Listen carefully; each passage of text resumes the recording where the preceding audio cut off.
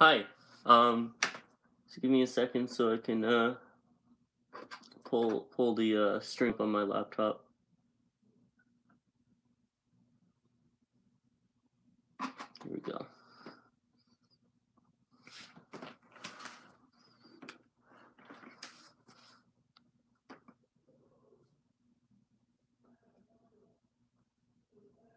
All right, we've got like a 10-second delay or so.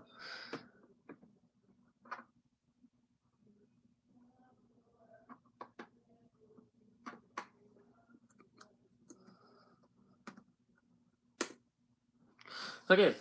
So oh, I've already got 2 viewers. That's good. Okay, good. Hi. I didn't expect anybody to actually show up. So I got this in the mail from Amazon Prime. Um, what these are is 100 boards and 100 bags, and we're going to use these to bag all of my comics that I've been neglecting. I've been putting this off for financial reasons for like a year and a half, buying new bags and boards, but I've finally got 100 of them, and it's definitely not enough, but we can get some work done here. So yeah, I always like longer format videos and streams like this where you can just hang out and talk about comics for a little bit. So yeah, let's talk about comics. Oh, also I've got a bit of a weird video coming out later today. Or maybe I'll upload it tomorrow depending on the time. Well, I've got time to upload it today. Usually about 3 o'clock is optimal for weekdays and stuff, and that's Eastern Standard Time. So that's like probably like 5:35, 6 o'clock my time. So yeah, it's essentially like a review for a computer. The one I'm monitoring the stream on, this HP, whoop, right here. It's essentially asking the question is it good for gaming? Is it good for school? And it's like a bit of an overview of the unit. Alright, so if that's your thing, you might want to hang out and see that later on, but if not, then I won't mind if you skip that video. It is a comic channel after all. Alright, so what do we have here? We've got Blue Beetle by Len Wein, RIP, but we've got issues 13, 14, 15, 16, 17, 18, and 19. So if you're like a really hardcore watcher, you might notice that like a lot of these books that we're doing today are books that I got from Atlanticon several months ago, which is my local comic book convention. But yeah, I've been neglecting those books largely. I got Namor, Power Pack, and stuff like that, all New Warriors, all that stuff bagged up. But this stuff I've definitely been neglecting. Feel free to post in the chat. I'll be responding to everything.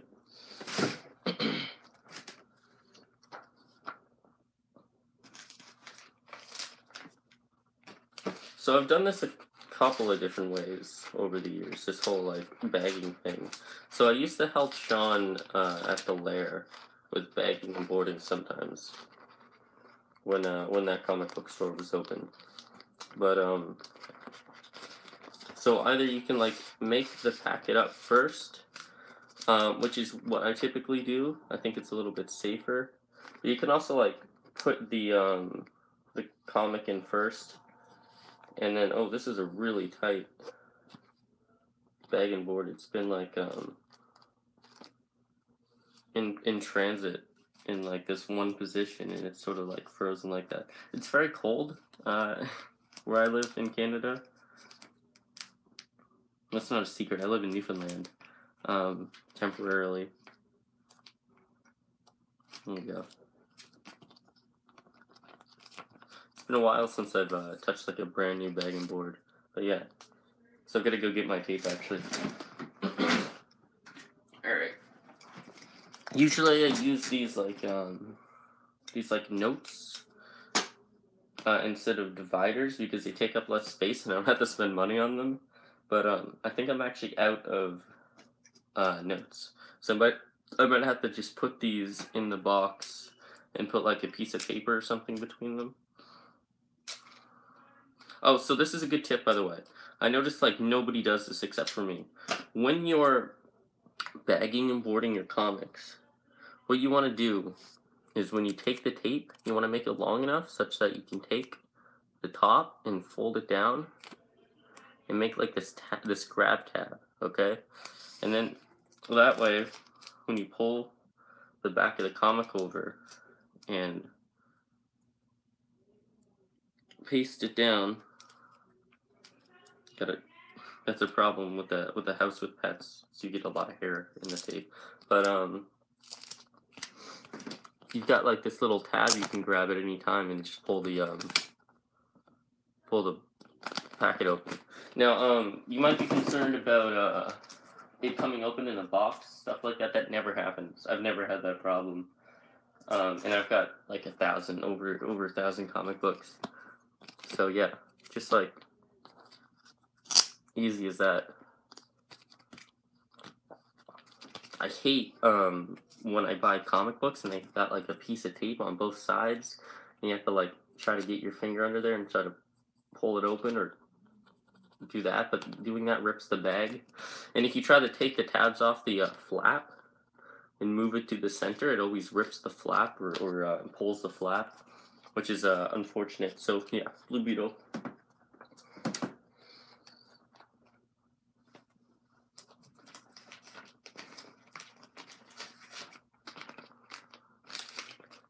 Wonder if Nerdicane is watching.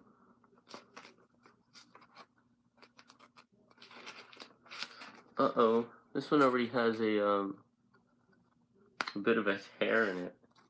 Yeah, I've never had that before out of packet. But whatever, it's not a big deal. Well, I guess these bags are not what I usually... Oh, no, they are. These are, yeah, these are the poly bags I used to use as well. It's just the boards that are not the same brand. Ultra Pro is a very reputable brand for boards and bags and stuff. They're very common, but the stream's caught up. They're not as cheap as Comic Hair, so I've always gotten Comic Hair from my shop.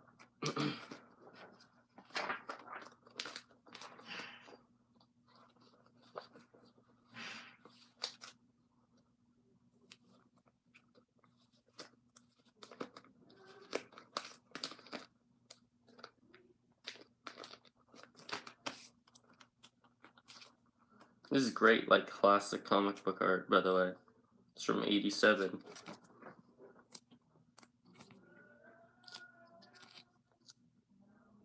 I love like images like that with the shading on the mask and stuff, the little lines, the line work. Big fan of line work. Very Dave Gibbons-esque. If you're familiar with Watchmen, he does a lot of line work in that book.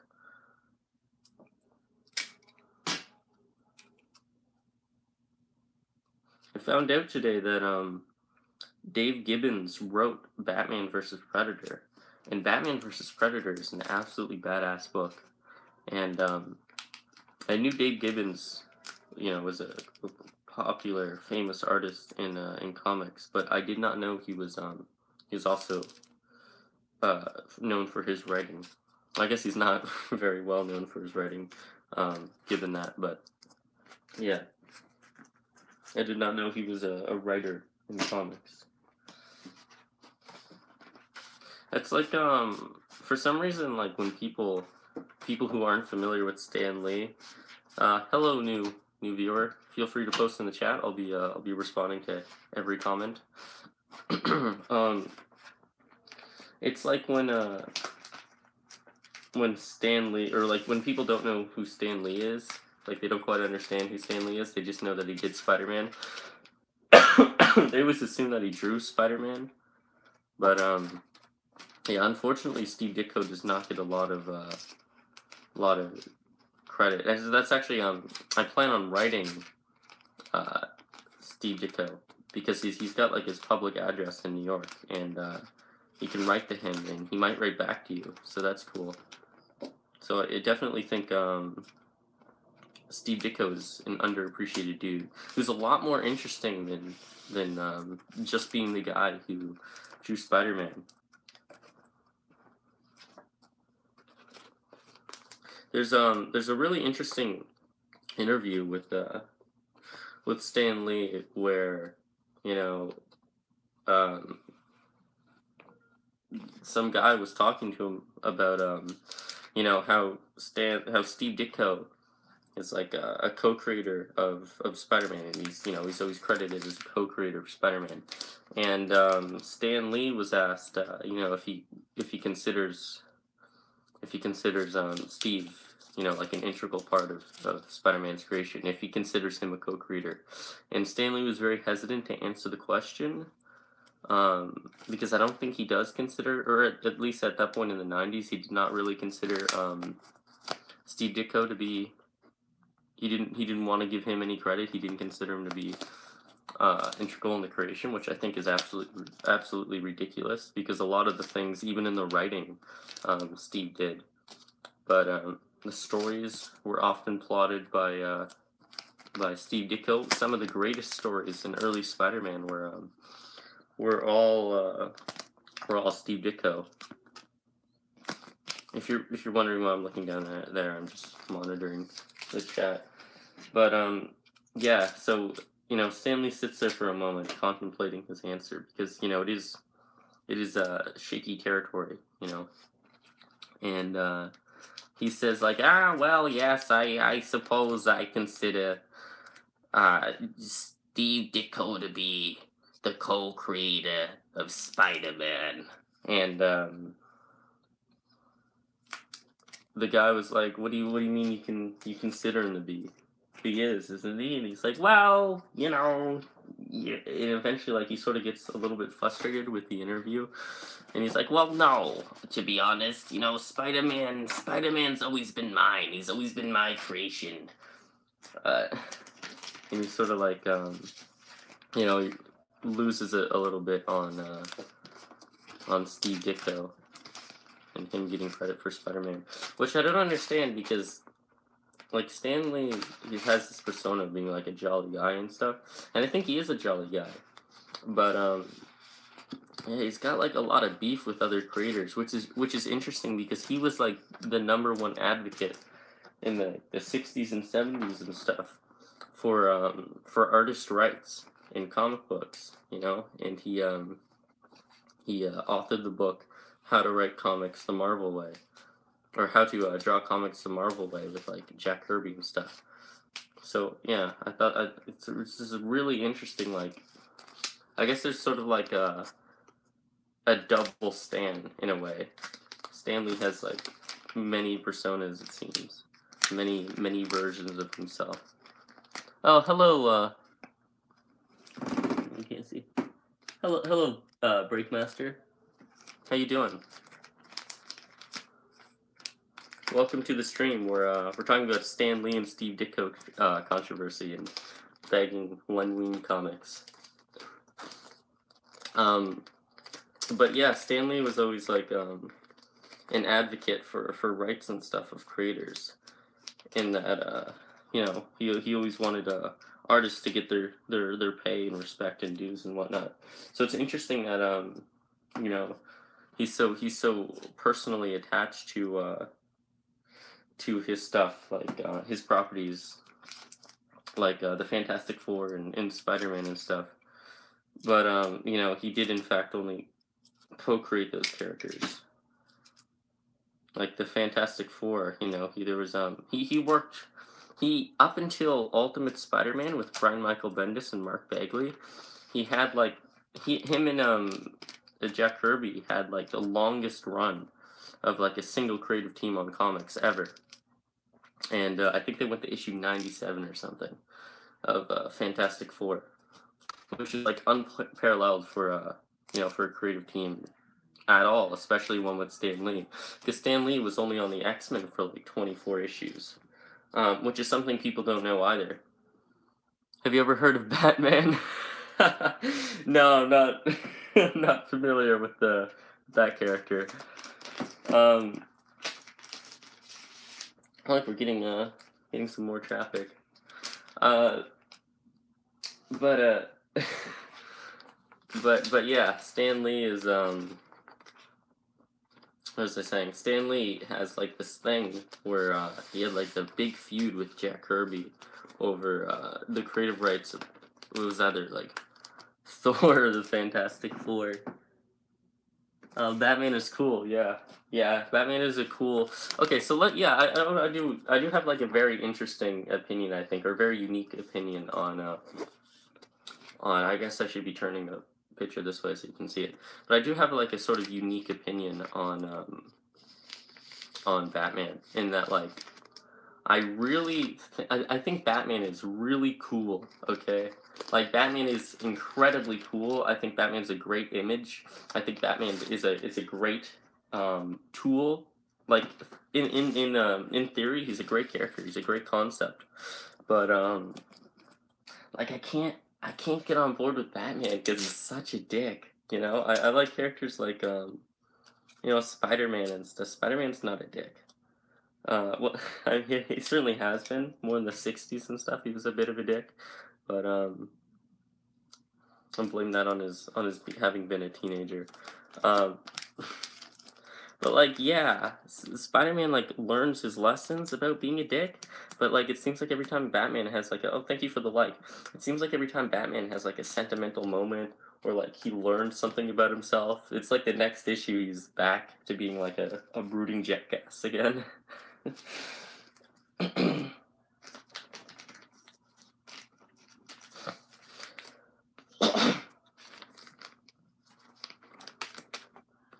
Batman is the problem is with Batman is people don't necessarily know who Batman is. Like they know Batman, but they don't know like who he is. So it's always like he always ends up being like this ridiculous plot device who just knows everything and does everything, and he's like constantly alone and brooding, and he can't have fun or can't smile. But Batman does have emotions. It's not like he is only a dark defender. But oh, five views. Five people watching currently. That's good. What are my thoughts on Quicksilver? My which version of Quicksilver? Like just in general?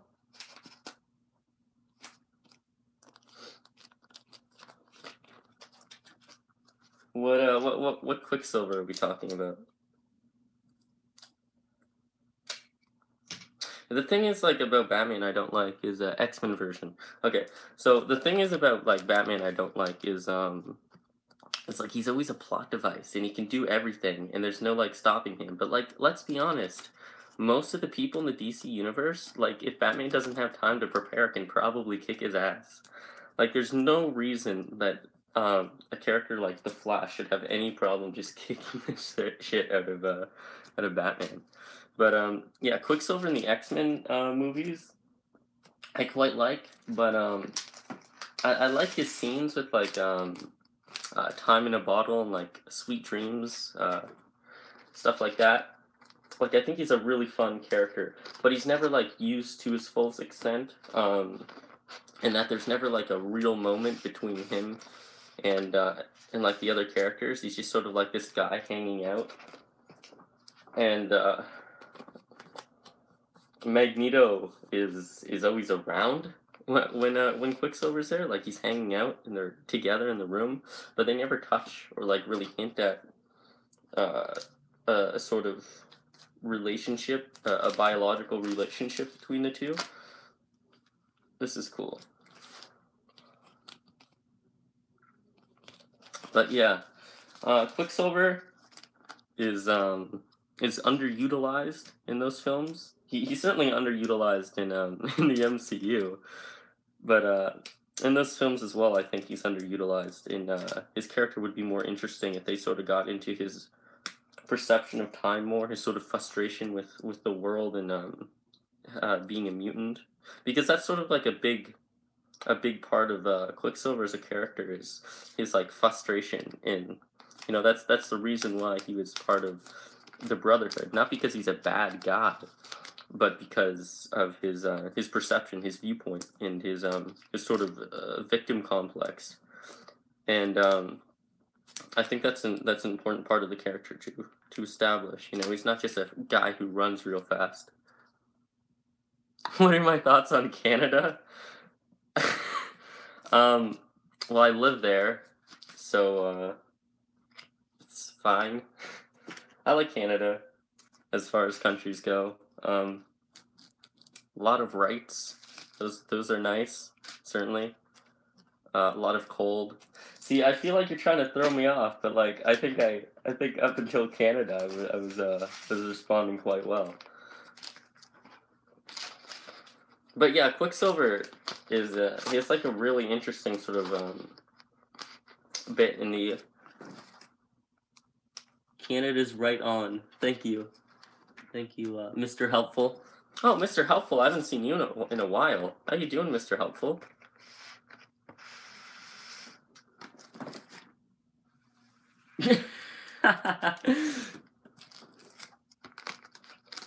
But we're on the Mr. Miracle now by JMD Mateus. But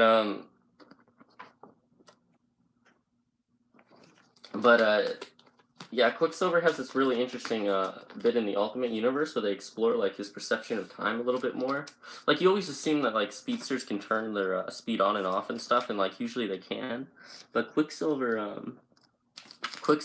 in the Ultimate Universe can't do that. And so there's this sort of like interesting moment where he's explaining his frustration with time and stuff, and he's always such a jackass because he's having to wait for everybody else to catch up. And in that, if he's having a conversation with you,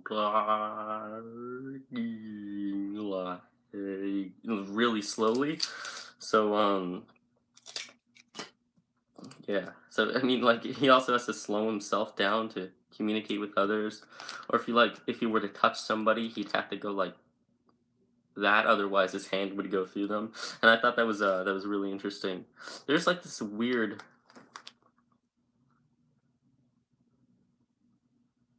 Yeah, okay. So, do I think Spider-Man could win in a fight against Batman? Okay, so I'm gonna piss off some Batman fans. From an I am a bigger Spider-Man fan, obviously, but I do think objectively that Spider-Man can beat Batman. And the thing is, like, Batman's fought like aliens and predators and stuff like that, and like, crazy beings. But like in a realistic scenario where neither of them are holding back, because like the thing is, Batman's just gonna kick and punch, and Spider-Man's gonna try to figure out what the situation is before he has to fight anybody because he's a good guy. But if they were fighting each other like proper, they both determined each other to be a threat, and they were no. Spider-Man is probably the strongest person in the entire universe. Yeah, Spider Sense is a huge advantage. Spider-Man's certainly not the strongest superhero, but he's like up there, and that's something that like people don't sort of delve into, like in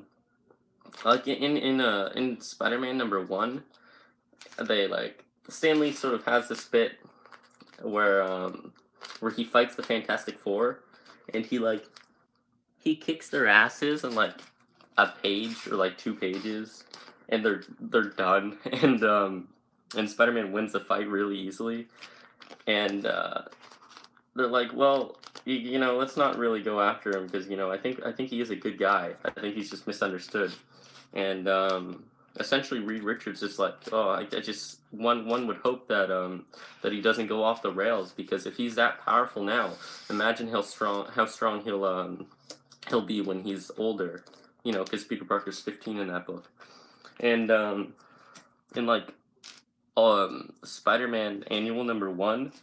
There's like an image of Peter Parker lifting like a great mass. It's actually the background for my laptop, and and there are those characters. They're like the heaviest hitters of Marvel standing in the background.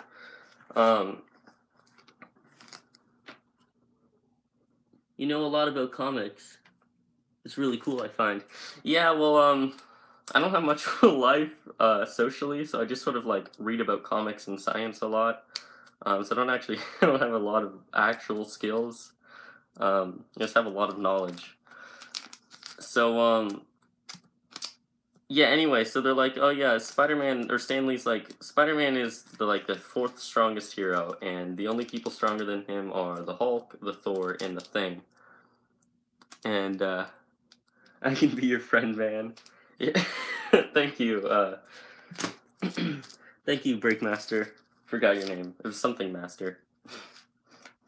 But yeah, he was 15 at that moment, and like he's already demonstrated himself to be like able to handle the Thing, in like a match of strength at that point, and he like Peter Parker has been able to defeat the Hulk, and it's generally accepted that at base level, like Peter Parker can defeat Hulk, and because he's like absurdly strong and fast. And so I don't think he would have any problem with with Batman. Batman's certainly a smart guy, but like so is Peter Parker. Peter Parker is like another thing about Peter Parker is his intellect. He's also one of the smartest Marvel characters. Okay, go on, Breakmaster.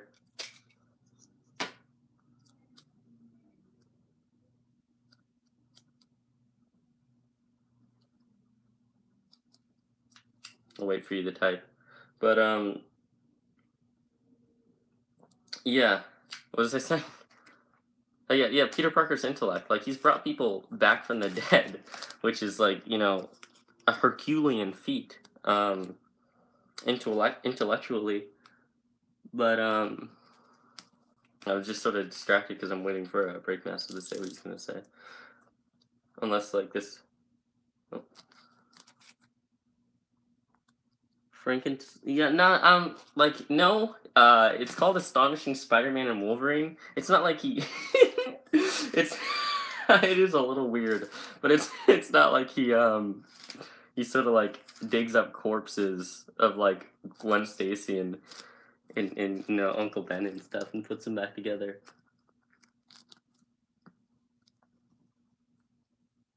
Oh wow! Oh, you go to my school? What Yeah, add me on Facebook, man. Yeah, just my name, obviously. It's Facebook. Yeah, send me friend requests. I'll just assume that the next one I get is you. Or you can send me like a message on Messenger saying, "Hi, I'm Mr. Helpful," and I'll accept that. But yeah, like what was I saying? Oh yeah, so he uses like Peter Parker. There's this bit where like Wolverine and Spider-Man are sent back into the like distant past, into the like the age of dinosaurs and crap. And so Peter Parker like runs off in one direction and Wolverine runs off in another direction because they don't like each other. Like, well, we're probably gonna be here for a while, and they were. So I keep forgetting the show the covers, and so that's like the crux of the beginning of the story. And Peter Parker like he invents science, and he sort of like bestowed science upon the world, and he invents like the first telescope and stuff, and in doing so he discovers like a meteorite coming toward the earth. So so it's like the end of the Cretaceous era, when the meteor strikes. So they get like sent back to the very end of the Cretaceous era. And so anyway, like Wolverine teaches his like the cave people he found that aren't humans to like make beer. He's trying to get them to make beer, and Peter Parker's trying to like not die. But he doesn't have any equipment. He's got like rocks and sticks, and that's all he can find. It's not like he can mine for vibranium or anything like that.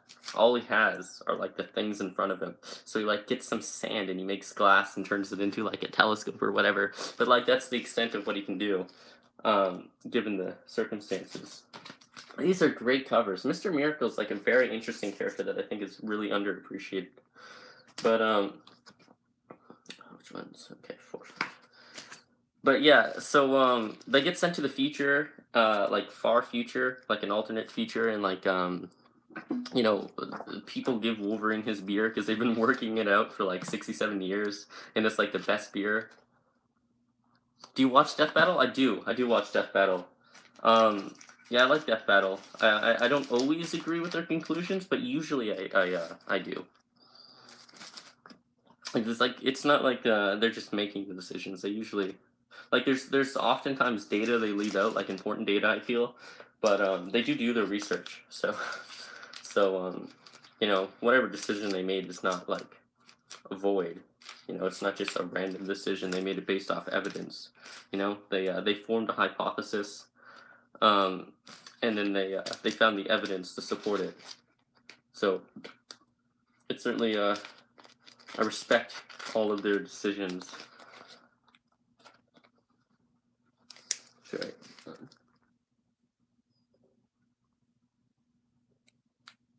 Oh, I didn't see that one. Yeah, I didn't see that battle. I usually only watch it when it's like a character, you know, like a comic book character, like a Star Wars character or something like that. Although I did see the I did watch the Justin Bieber versus versus Rebecca Black one. Um, what was I saying? Oh yeah, so yeah, so Peter, in the future, like they discover that the thing that killed the world is like Doom, the Living Planet, Hulk versus Doomsday. Yeah. Well, it depends. See, that's a Spider-Man thing as well. It depends on how quickly you bring down the Hulk.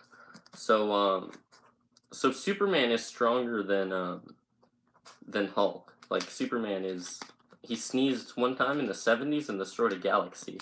So one can conclude reasonably that he's stronger than even World Breaker Hulk. Because all he can break is a planet. But yeah, Doomsday would win, but like I think how easily he wins would be dependent on how quickly he can bring the Hulk down, which is why Peter Parker was able to take down Hulk, is because he was able to sort of take him out before he got too angry, because Hulk's strength is directly proportional to that of his strength of his anger, so that's why. You don't agree? That's fine. But yeah, I just like, you know, if Doomsday was able to, you know, kill Superman, then I think it's reasonable to conclude that he would be able to kill Hulk, because all Hulk does is punch, and if you know about like Doomsday's powers and stuff, like he's able to adapt to whatever, like you can't kill him the same way twice, and Superman killed him by punching him, so I don't feel like blunt force trauma is gonna do it again, regardless of how powerful you are. Booster Gold and Blue Beetle. What was I saying before that? Okay, yeah. So Peter Parker bringing people back from the dead. Yeah. So Wolverine, like they go to the future and they discover like the thing that killed the world was Doom, the Living Planet, and it's like Ego, the Living Planet, but Doom had like uploaded his consciousness to the planet. So it's like a giant metal planet essentially now, and he's coming back to destroy the planet again. But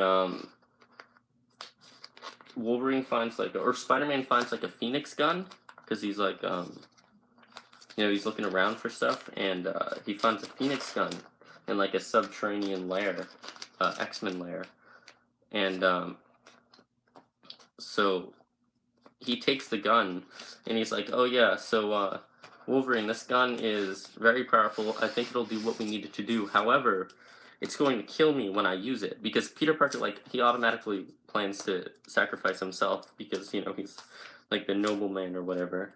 But Wolverine, like, Wolverine steals the gun, and he climbs to the torch of the Statue of Liberty, and he shoots it at the planet, and Spider-Man is like chasing after him, and he's like, no, and So Wolverine shoots the bullet and he like explodes into a pile of like blood and bones.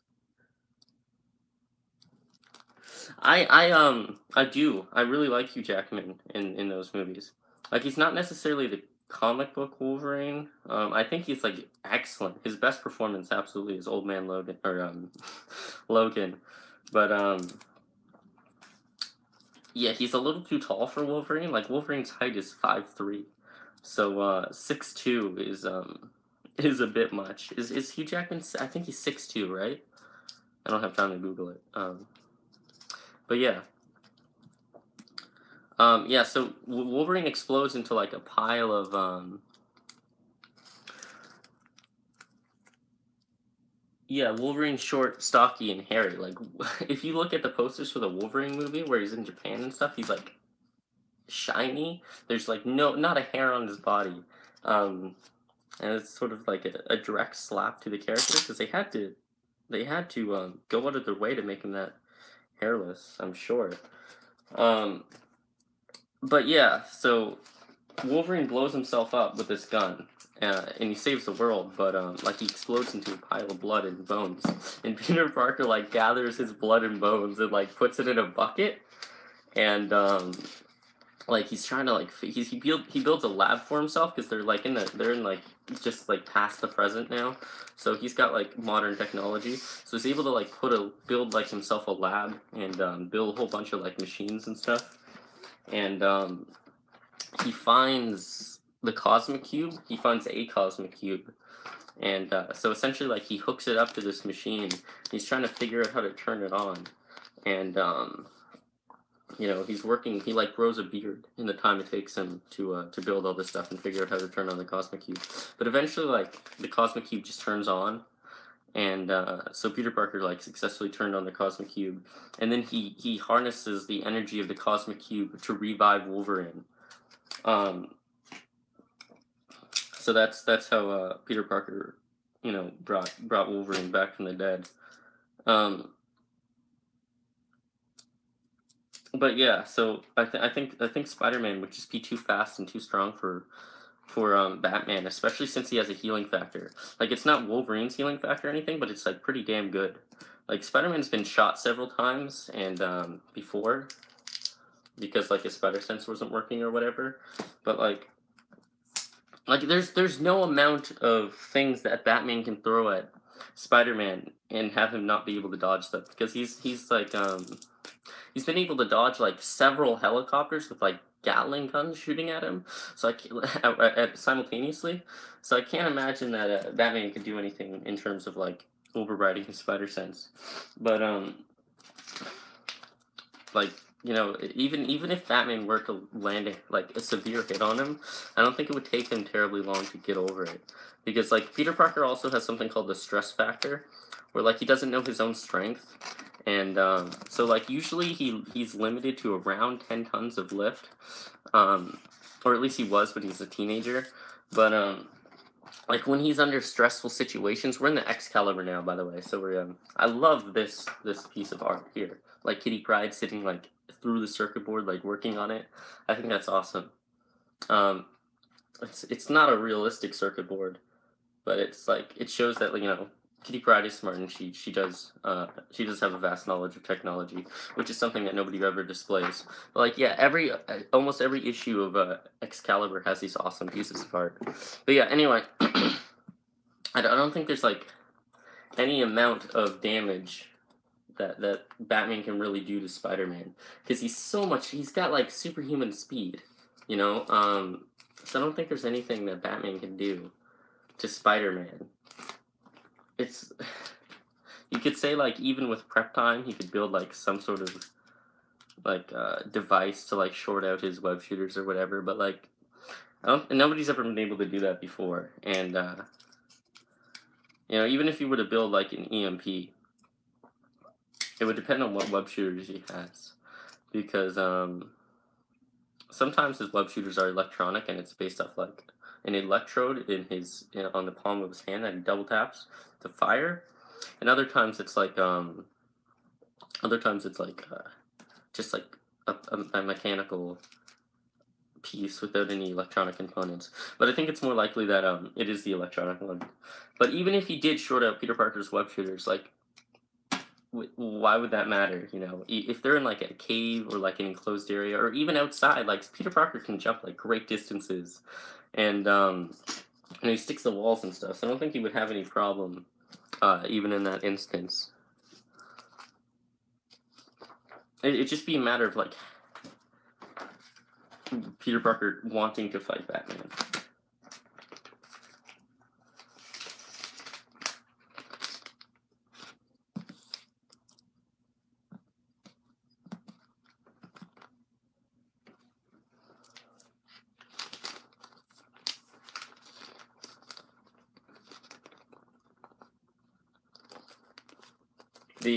This is not like a great cover, it's just sort of like a bland cover.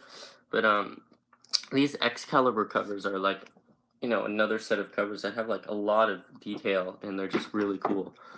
And Kitty Pryde's one of my favorite X-Men, so I'm excited to read, and I like her dynamic with Nightcrawler, so I'm excited to read these Excalibur books, because I've never actually read Excalibur before. I've been going for a while now. I should bag and board faster. Do you guys have any like recommendations for videos or anything I could do? Because I'm sort of like exhausted of ideas right now, because I haven't been like, there hasn't been a lot of SJW stuff going on, so I can't really do a video about that, unless I like Doug. And comic reviews don't usually do very well, so it's not really a great go-to either. So yeah, I really like this is, I don't like they always put the board in first and then the comic. Yeah, but yeah, I don't really know what to make in terms of a video right now. I'd certainly like to make more videos. Like I used to upload once a day, because it like so much material, because it was like right in the right in the hot of like SJW Marvel. So you could basically, you know, if you wanted to, you can make several videos a day on it. But right now it's sort of like a rather calm period. Most of the books are going back to like, you know, actual books, which is fantastic. But it means I don't have as much to make videos about. Oh, Breakmaster, if you're still here, who told you about my channel, by the way? That's I thought to ask, but then I just didn't. Oh, by the way, these Marvel novels are awesome. I wrote the all of like the wiki information on oh, is Mr. Helpful? What was I saying? Oh yeah, I wrote all of the there's a part under the Atlantis Wikia page on the Marvel Wikia about Atlantean execution. I wrote that, and I got the data for that from this book. Moved in the beginning of the year. Interesting. Do you do I know you personally? Like who you are by name, do you think? But yeah, these they're not super long. They're like usually around 300 pages. But they're like they're quite dense with information. They have these great like bits of art in between each chapter. So yeah, I definitely recommend reading the Marvel novels. They're very good. I read Spider Moon as well, or Goblin Moon.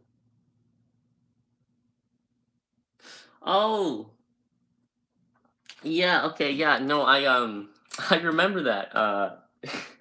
Yeah, I actually talked about you on my former second channel, GameStrum, with my friend Thomas. He and he'd asked me something like, have you ever been recognized?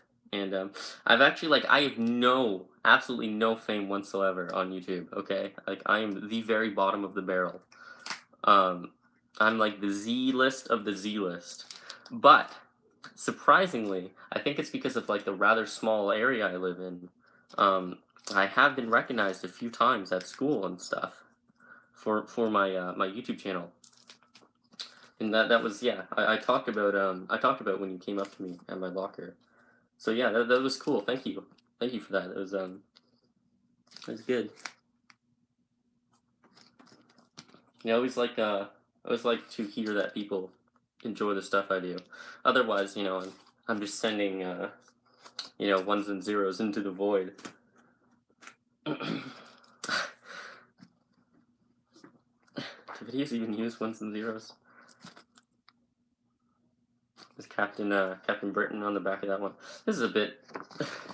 There's Nightcrawler's Kurt's kicked in the ass here. It's very cartoonish. Oh yeah, Arcade's there. Yeah, Arcade's a great X-Men villain. Arcade's a lot of fun.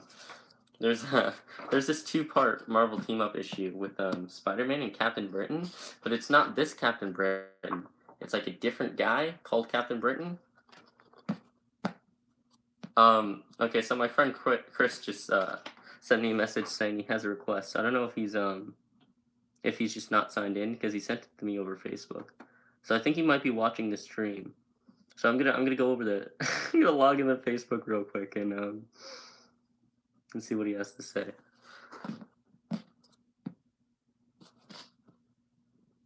Oh, sorry. I didn't finish reading your message before it went away. No problem. Really cool I can make this stuff. Yeah, thank you. Thank you.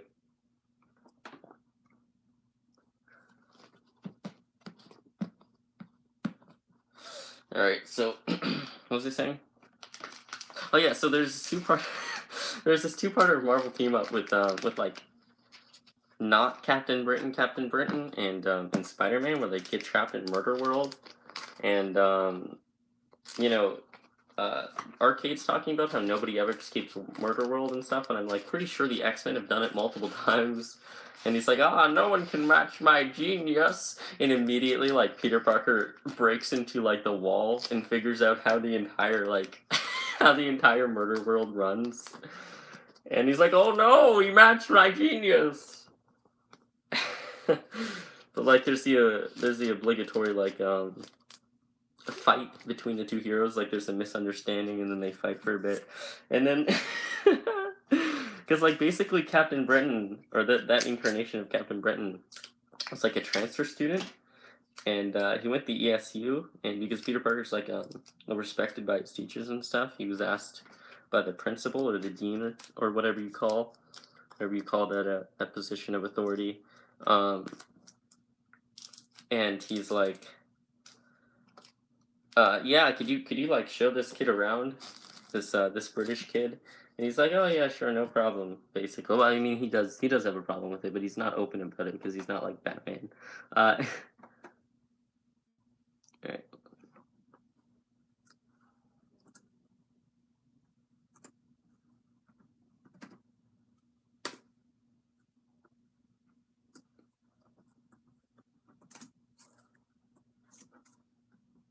Oh, he's already typing. Okay, so yeah, so they fight for a bit, and they get like picked up in this garbage truck, and they're taking the Murder World that way. So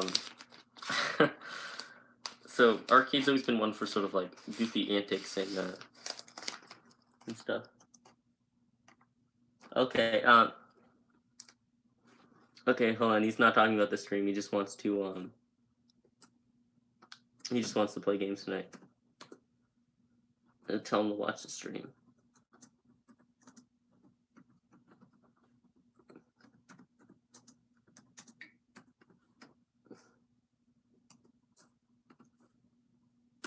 Okay. This is a great cover. Look at that. Kitty Pryde, like, when I looked at that, it actually freaked me out a little bit. Like, I don't get scared by, like, horror movies and stuff because they're all stupid. But, like, it's a little unsettling, isn't it?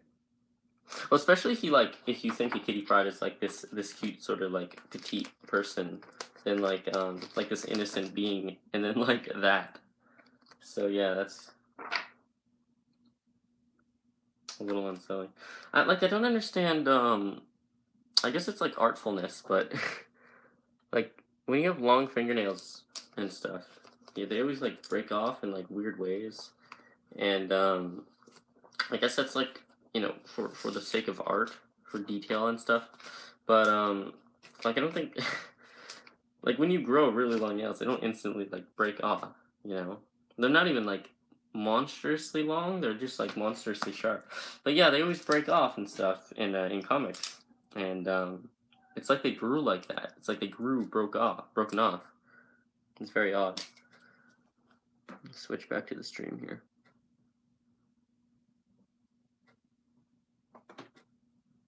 I've been playing I'm playing Gotham City Imposters a lot, and that's been fun. I've been playing that since since yesterday, but I put like 8 hours into it or something,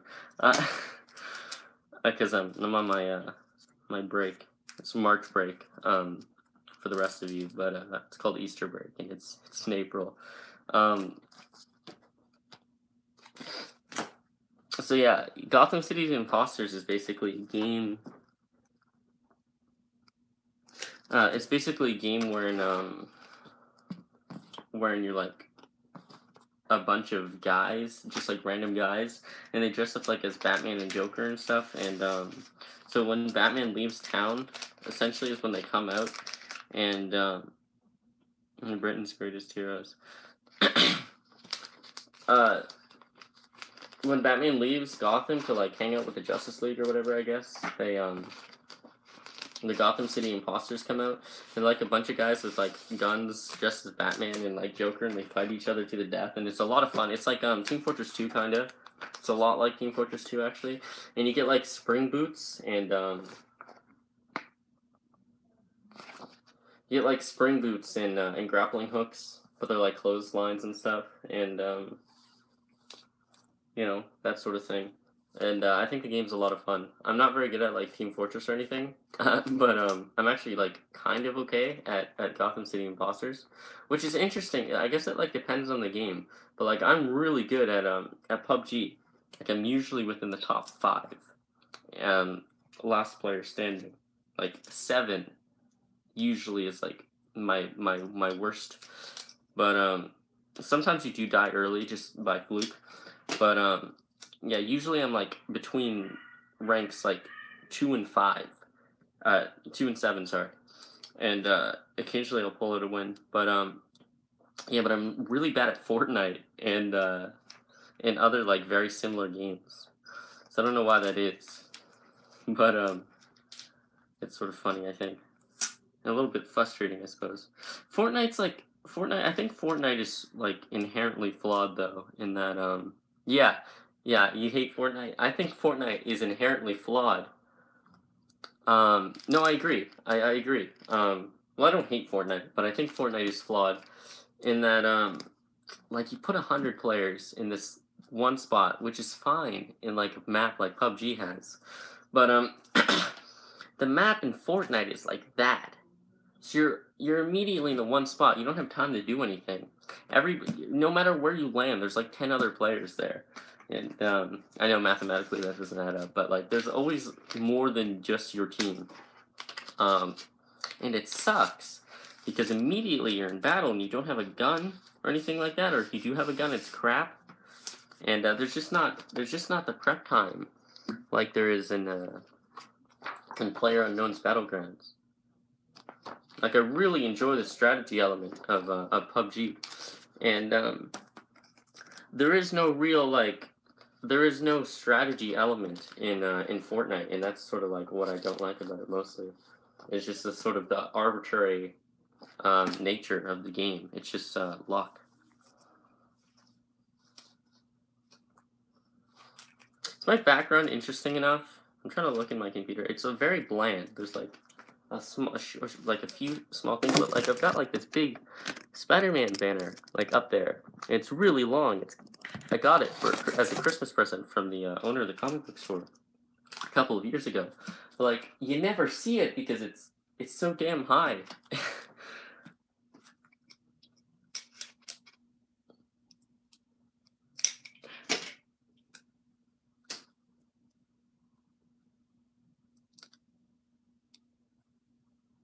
This is fun. I like this. I like just sort of hanging out and talking about comics and stuff and video games, I guess, occasionally. Um, so I found out like I found out like the owner of my local game store, Doug. He owns Downtown Entertainment. If you're in the area, you should definitely go there. Very good prices. I get like a lot of movies there. Movies there are like $2. Doesn't matter what condition they're in. Like they can be in the best condition ever. It's $2 for like movies and like $3 for Blu-rays, which are awesome movies. And then you can even get your occasional yeah, Doug's chill as hell, right? And like Downtown Entertainment is underrated. I love the store so much. Yeah, so like I found out Doug, like I knew he's smart, but I found out Doug is like really smart because I was just like hanging out. I was just hanging out there, and we were talking, and like don't ask me how, but we got into like engineering, which led into mathematics and science and like super metaphysics, and like we spoke for like 4 hours. Like I didn't even buy anything till like until like basically the store was closing.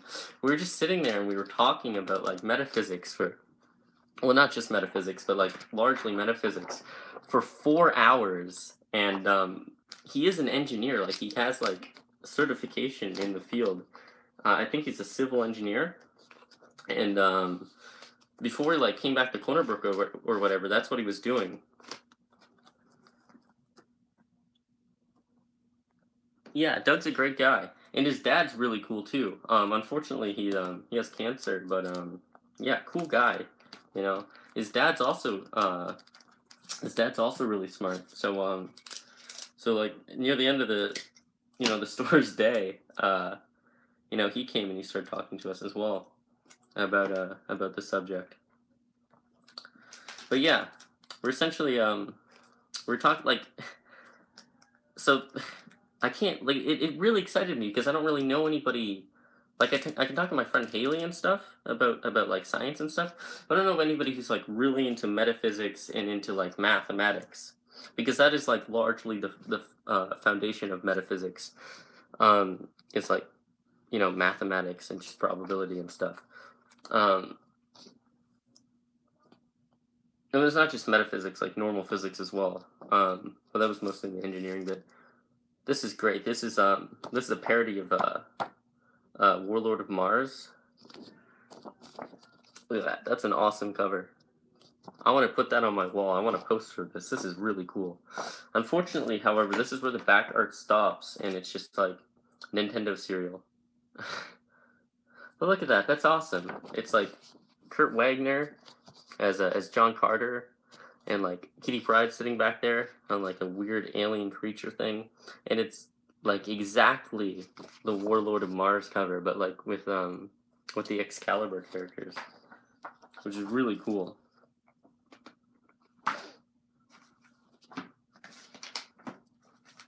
Can't figure out what the thing on the ground is. I guess it's just like, yeah, it's just a creature he defeated. Yeah, that's definitely like one of like, yeah, it's probably my favorite cover for Excalibur, and my favorite back art is the Kitty Pryde art from issue 2. Kitty Pryde's a great character. I was reading a book called X-Men versus Dracula, and it's like there was some prerequisite material, like some stuff that took place beforehand, but you don't really need it because I get you up at speed really well. But yeah, like so at some point, if you don't know, like Storm was bitten by Dracula, and she was taken under like his will or whatever, and what happened is like he relinquished his control over her at the end of the book, but it turns out he didn't really do that, and so like he calls upon her in the at the beginning of the book, and she goes to him, and she has to like, because she was a master thief when she was a kid and stuff, like he uses her to steal this like this book from like a holy ground because he can't enter it. classic like Universal monsters. Um, Not in a long time, but I have seen all like the classic Universal monster films. Yeah.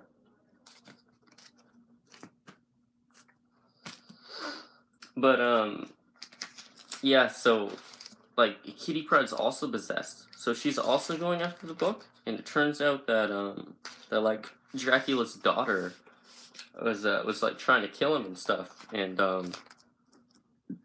so she bites Kitty Pryde. I guess she like sneaks in the X Mansion and bites Kitty Pryde because Kitty Pryde can go intangible and stuff. So she's basically like the perfect thief, and so she bites Peter Colossus, and so they go out and they like fight Storm, and it's like this cool sort of like high concept fantasy adventure in the X-Men. It's kind of similar to was it a Christmas issue of the X-Men from the Claremont run wherein when the X-Men get trapped in like the Dante's Inferno version of hell, and they have to like fight their way out, and like they have to go through like the many circles of hell, and like Storm is like cast into the thieves circle, you know, with those people, and she's like this horrible grotesque monster, and it's because she was like a thief as a child and stuff, but it turns out like it wasn't really the hell. It wasn't really hell. It was like an illusion, an elaborate illusion cast by like a dark sorcerer. I mean, and they did know that because Doctor Strange was with them, and Doctor Strange was telling them essentially what was going on, and he was like their guide through Dante's Inferno. But yeah, it was a really cool book. You can get it in the I believe it's the Days of Future Past trade paperback. So Days of Future Past is basically like 1 or 2 issues of X-Men, and then like the rest of the trade is it's just filler and extra material. So if you get the Days of Future Past trade paperback, you'll also get like a bunch of other stuff by Claremont. Yeah, YouTube, I assume. Yes. Hold on, my friend Chris again.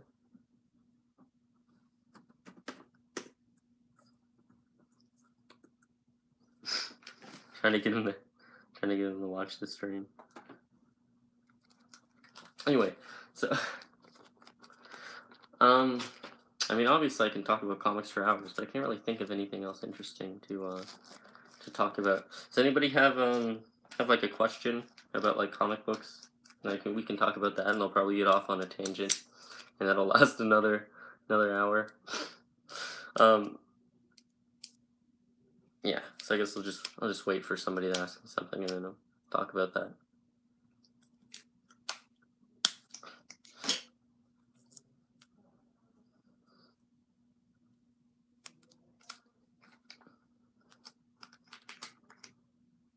How long have I been in the comic book stuff? The way you phrase it is like, how long have you been in the butt stuff, Ethan? Talk about this.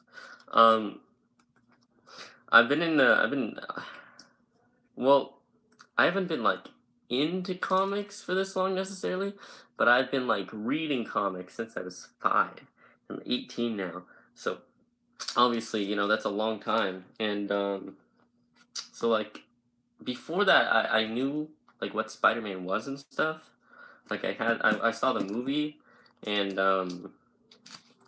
stuff like that.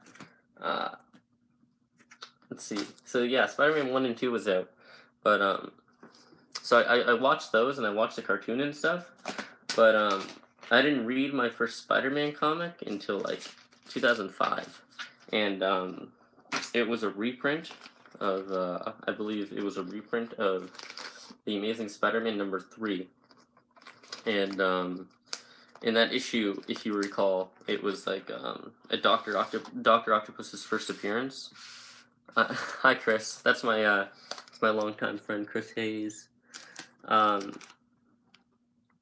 He's don't mind him. He's a little hazy. So yeah, it was my first issue. my first comic book was like a reprint of Spider-Man, the Amazing Spider-Man #3, and he was fighting Doctor Octopus, and I remember so vividly like Peter Parker being thrown out the window. I'm like, that's the one thing I remembered from the book. So when I read it again, I was able to immediately identify the I love to bag and board. Yeah, I do too. I was able to immediately identify which book it was.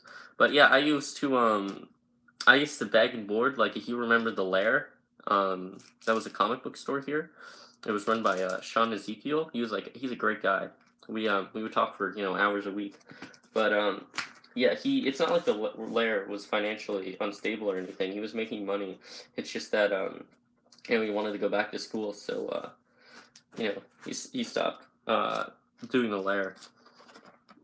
Yeah, I missed that store too. It I like for like a year and a half, or maybe like a year after it closed. Well, I mean to this day, really, occasionally, but like for like a year afterwards, I would consistently have dreams about like the Lair reopening, because that was like I used to go there and talk to people, like find people that actually like comic books. Yeah, really chill environment, and so yeah, that was like my haven, and I would go there and read comic books and talk to Sean and people about them, and it was great. It was a great time, but unfortunately, it's no longer around.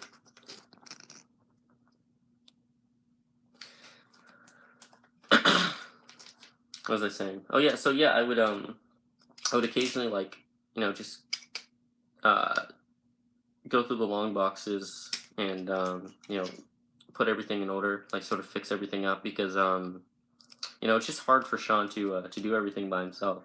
Especially like the little stuff like that.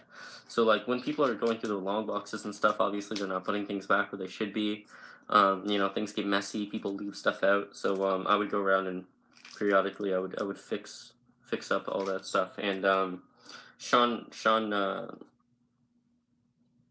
would do a lot of like bagging and boarding. Obviously, like once a week he'd have to bag like 100 over like 100 books, and obviously that's really tedious if you're doing it every Wednesday or every Tuesday night, I guess. And yeah, yeah, yeah. I had a membership at the Lair on the well, Sean doesn't call them this, but I call them the Sean 5000s because he built the computers. But yeah, I played games there a few times, but mostly I would just talk about comics and read comics and stuff.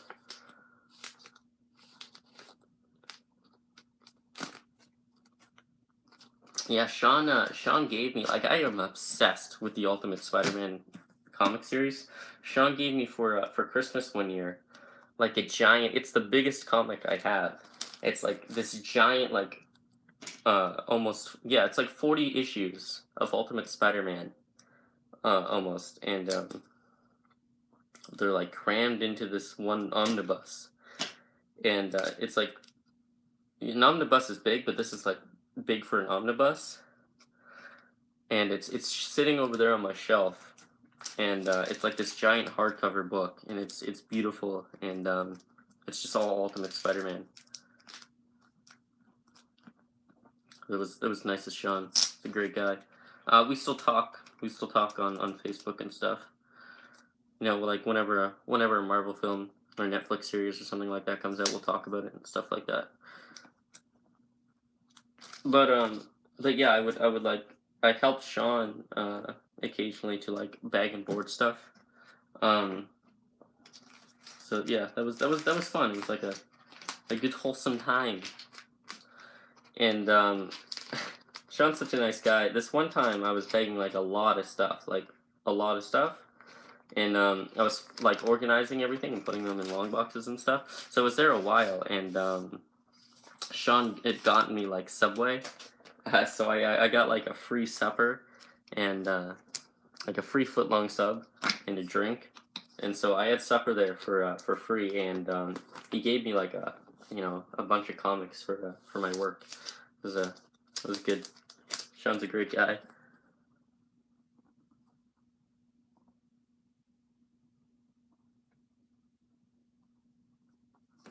big in size or content. I don't know what you mean by that. Like a big. I said like a big something. I can't remember what I say. Like a big. Oh, like yeah. No, it's both. It's big in both sides. I can go get it. It's like right over there. Yeah, the omnibus. Sorry, my bad. Yeah, I'll go get it.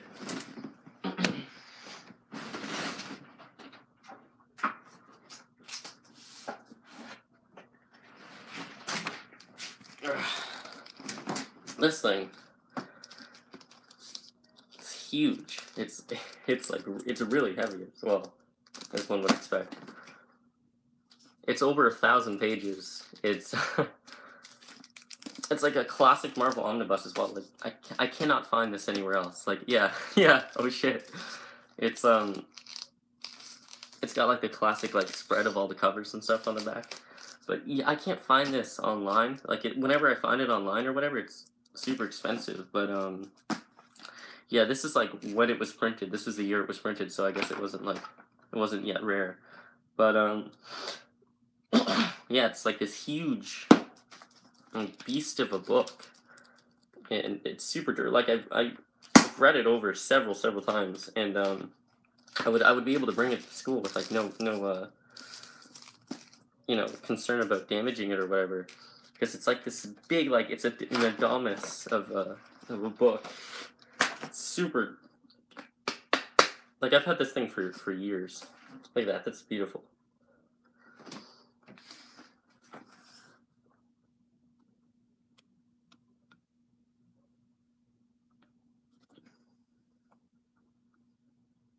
You get paid to be around someone you like. Yeah, essentially. Like I got, I just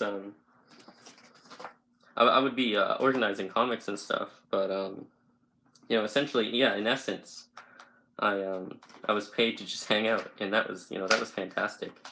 If I've actually, if another comic book shop does open here, it'll probably be opened by my current comic guy Justin, and I haven't seen him in a while, but I do have a position. Like I have a reserved position if he ever opens a comic shop at the shop, and so that'll be great. I'll actually be paid like properly to work at a comic shop, which is something I've always wanted to do.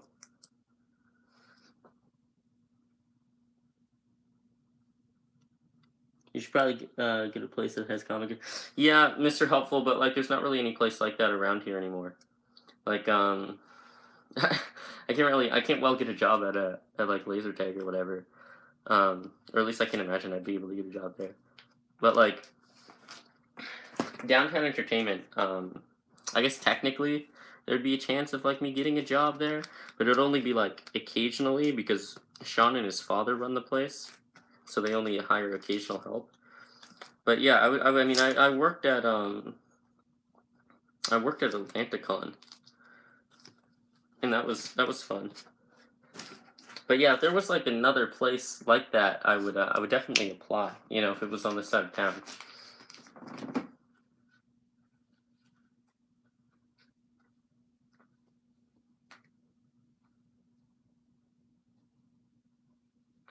Isn't there one on Broadway next to the hemp store? There's a place that sells comics technically, but they're like all the same comics, like back issues. Like they sell this book there, Coins, Cards, and Collectibles. I think you're talking about, and they have like 30 copies of this, and it's just like it's mostly like a card store and a toy store and stuff like that. But yeah, John doesn't hire help; he just works there alone. But yeah, the comics they sell are like overstocked from the 90s, like when he would actually sell new comics. And so he would essentially, I guess he would order like 80 of each book. And assuming they would all be valuable or something. Anyway, yeah, they do sell comics. I do buy comics there.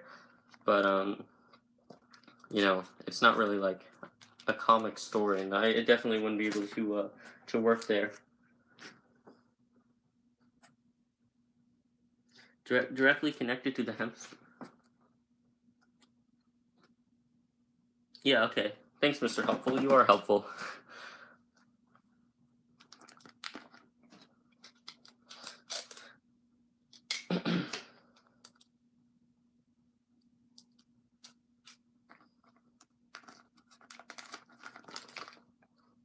These great covers on these books. Actually, this looks like I think rather unintentionally, but this looks like the Ultimate Spider-Man video game. I've clocked in thousands of hours in that game. I'm obsessed with Ultimate Spider-Man, both the comic and the game. Everything about Ultimate Spider-Man except for that awful TV show. And like there's a place in that game where like one of the hidden races is, and there's like a couple hidden tokens there and stuff. But yeah, essentially like it looks just like this area here, like this very sort of comic booky park. It was very odd.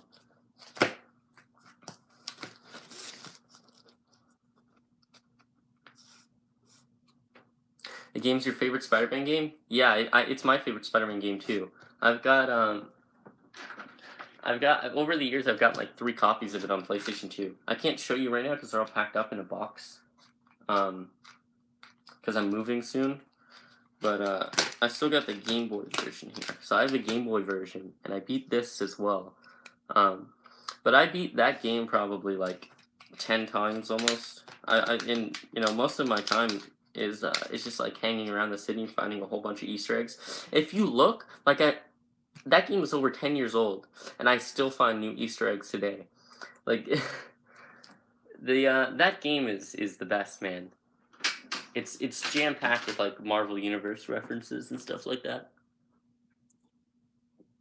Ultimate Spider-Man PS2, yeah, that's the version I played as well. The GB one, yeah. The Game Boy one is the Game Boy one's good for a Game Boy game, but it's not like, you know, obviously it can't compare to the magnitude of the PlayStation 2 version. So that's what we've bagged and boarded so far. We've got a little bit left. Yeah, this is a lot of fun, guys. This is great. We should do this more often. Empire Atlantic is the name. Oh yeah, Empire Atlantic. Yeah, they don't sell comic books. I know what you're talking about now. They don't sell comic books. They sell like comic book related stuff. They sell like Funko Pops and stuff like that. So yeah, this is oh yeah, have you guys seen like the AVGN episode on this thing? Like the super scope helmet or whatever? Yeah, laser scope. But yeah, they sell like Funko Pops and T-shirts and stuff. They don't actually sell comics. Yeah, I guess technically I could apply there, but it'd be really weird because it's privately owned. I'm pretty sure everybody who works there is a friend of the owner. Yeah, I love the AVGN as well. James Rolfe is a funny guy. He's a funny guy. I'm funny guy.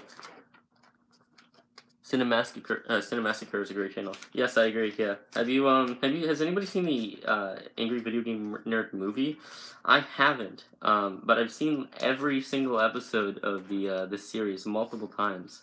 So it's weird that I haven't gone out of my way to find the movie somewhere. The video game is fun as well. The Angry Video Game Nerd game. The Angry Video Game Nerd movie video game. There's a sequel out to it now, but I haven't played it or touched it in any way.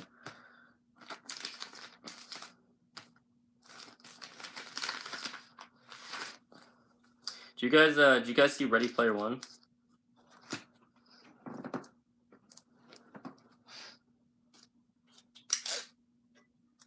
What'd you think about Ready Player One?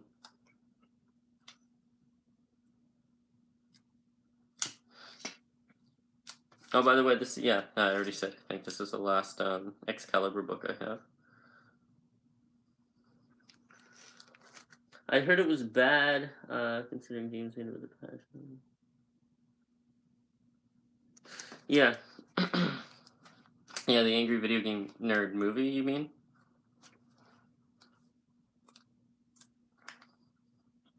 You know what's interesting about Ready Player One?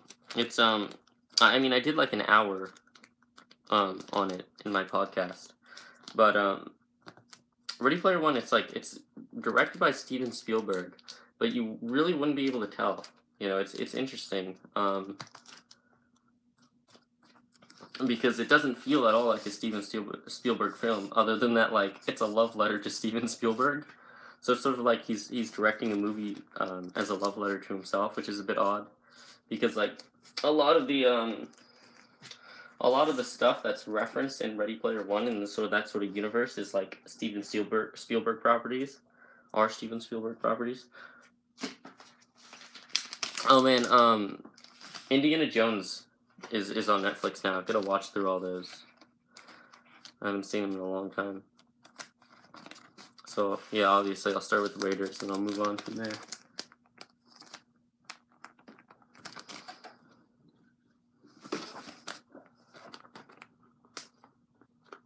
Do you guys watch Diversity in Comics? He's a funny guy. He has a lot of SJW Marvel videos and stuff like that too.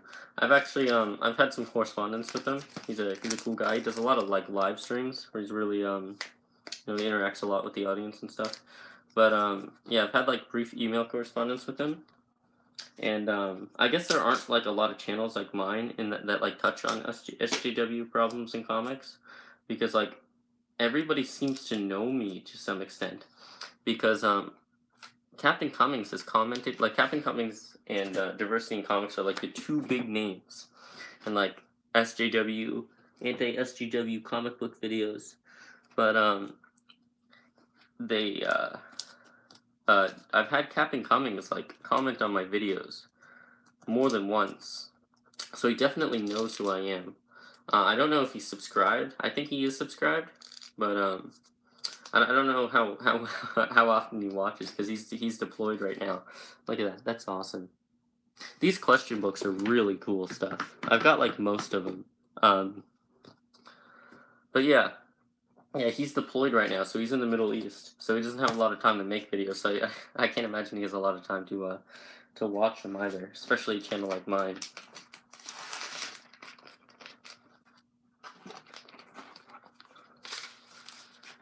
Yeah, getting a job and in general has been a. Oh, I have a new subscriber. Thank you. You're in the stream as well. Yeah, thank you. Capzor, your name is. That's great. Thank you. Thank you for your subscription. But was I saying? Oh yeah, getting a job in general has been a problem.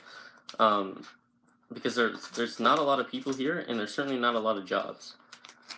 There aren't enough jobs in Corner Brook for the amount of people that exist in Corner Brook, and obviously that's a problem. That's not a stable economy. But yeah, I've been putting ads. I've been putting resumes and stuff out, but I haven't gotten any phone calls back. And from what I understand from like friends that do have jobs and stuff, it's like they had to apply to the same place like 7 times before they heard anything back. My friend Haley works at Lawton's, and she didn't hear back from them till like a year and a half after she put in her applications, her resumes. So I guess I'll just like bombard them with cosmic rays. Like I'm not threatening. This is a Fantastic Four reference. Please don't call the police. Where would I even get cosmic rays? I guess we'll space, obviously, but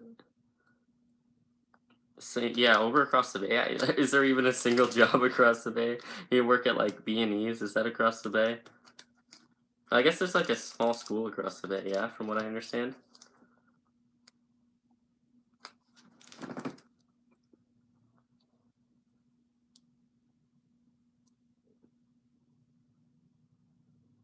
Fish plant. I didn't even know we still had a fish plant in this part of the province. Yeah, what do you guys do over there? Well, I guess it's like Port of Basque, and where like there's nothing to do except for drink and go to Corner Brook. But like even Corner Brook's like super small. I'm from a city of like almost 500,000 people, so I'm used to like stuff, having access to stuff. But I don't have that here. So that's why it's one of the many reasons why I'm so endlessly relieved when I get to go to Halifax every summer. Like I got this foam infinity gauntlet from Walmart. It's like apparently like nobody's getting these because they're like super expensive. But originally this is a Comic-Con 2014 exclusive, and it came with like a little Thanos and Death and Star Fox and stuff figures. So it was like $100 and something when it first came out. I mean, this was with tax, this was $57, but which is way too much, which is why nobody's buying them. But I had to, because I'm gonna wear this to the movie. Like I've always wanted an Infinity Gauntlet. I just thought that was cool, so I brought it over. I'll put that over here, I guess. What are people saying in the chat? Fish plant, yeah, fish plant. Saying, fish plant. All convenience stores sell alcohol, so we can't work there. Yeah, yeah. I guess that's all you could do. But like, even at a friend's house, I guess like all you could do is really play video games and stuff, right? Or like watch a movie. Because like and when I hang out with like friends and stuff, we usually go somewhere. Well, not always. I guess it depends on the day. Lately we've usually been sort of going places. Like I go for a run. I try to go for a run. For fairly often. Not for like exercise, but like anyway, it sort of helps me clear my head. It's a very therapeutic experience. This is another book that has some pretty good covers, but I would suggest that Mr. Miracle's covers are perhaps. Well, no, I don't know if they're better than this. They're both pretty good. Yeah, look at that. That's cool. That's a cool cover. But yeah, I usually I like going places, and I just don't do it very often because there's nowhere really to go here. But yeah, I try to like when it's nice out, not in the winter, but when it's nice out, I go for a run, like really frequently. Last summer, like before I went to Halifax, I was going like every night, and I would leave at like 8, and I would stay out till like 1 o'clock in the morning, and I would just walk all over town and listen to like a podcast.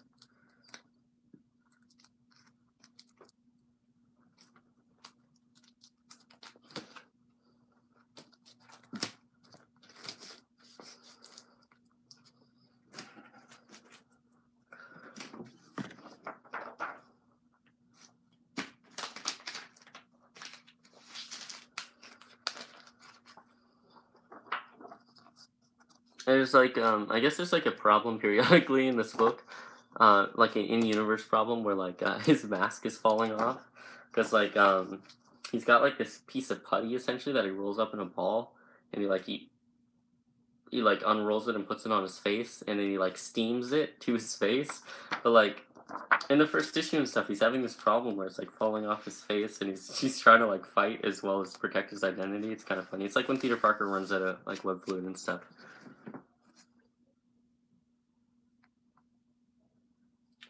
We don't have sidewalks. Oh, jeez. Do you not?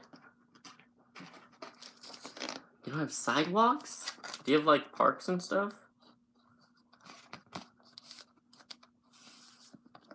God, I would go absolutely mad in a place like that. It's like I could look out my window and see all of it, basically. It's just dirt.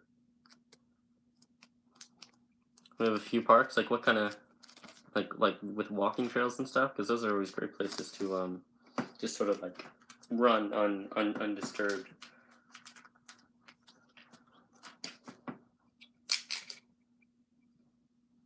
I was out. I didn't go out for very long yesterday, but I did go out for a little while, and I did like 5 kilometers, and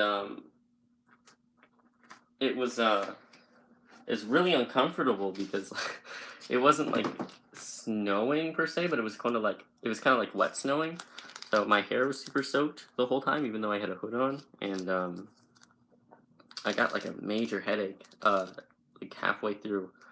So I just sort of like started to just walk. They're like playgrounds, yeah. Oh, they made of wood. They're wooden playgrounds.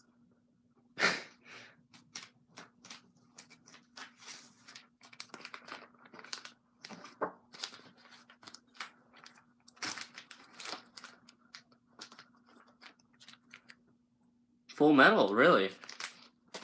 You know, there's always like there's this weird playgrounds are never done quite right. There's never like a good mix. One walking trail. Wow. Um, Playgrounds are so rarely good. Like as a kid and stuff, you go to playgrounds, but like I guess Halifax has a lot of like really cool playgrounds because they have like just like such a high density of these playgrounds. But yeah, like there's always like cool gimmicky pirate ship playgrounds, but the problem is like you don't want all wood because like when it gets wet, it's all gross, and there's obviously the potential for like things breaking and stuff like that. So then like half the park would be closed down until somebody in the city wanted to come around and fix it, and God knows how long that'll be. And so then you get like these all metal playgrounds, which are like fine. They're certainly sustainable, but I guess with the current American economic climate, they're not. But you guys know about that? Like I don't like to get into politics, but Trump put like a trade barter, I think it's called, on like steel. So now it's super hard to get steel in and out of the United States. So essentially, any like steel workers or like construction companies are like screwed. But I mean, it's not going to be the end of the world or anything, but it's it's unfortunate for people in those positions. But yeah, like metal playgrounds, I could never deal with this because like whenever it was like slightly below like burning outside, the metal would get super cold, and I could never like you don't want to grip a monkey bar that's freezing. Okay, I wasn't stuttering. That's twice was there. But you don't want to hold on to like a freezing cold monkey bar. You also don't want to hold on to burning monkey bar. It's painful. So yeah, never make your monkey bars out of metal like that. Always hated that. But like I guess you could say like, well yeah, well then what do you make them out of? I guess you wouldn't want to make it out of resin, but there's like a not like AstroTurf, but like what's the term for like that sort of weird plastic that this sort of like platform is made out of on most playgrounds. Oh, I'll show that. I'll let that message through. All right, what do we have here?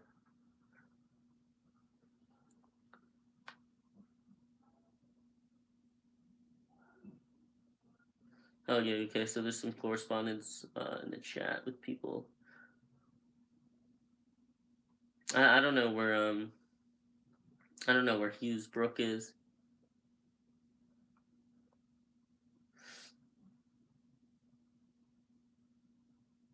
Yeah, I guess you could cushion it technically, like what people do on trampolines and stuff.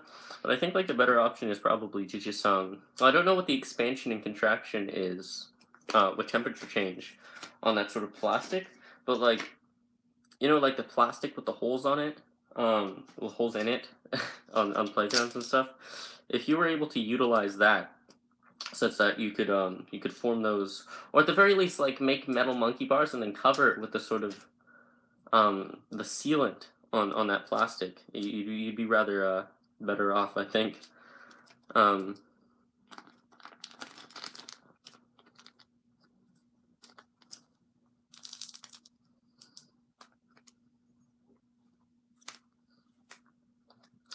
So I do assume that they like dip it and like that's sealant or something of the sort, because it's always like dripping off the edge.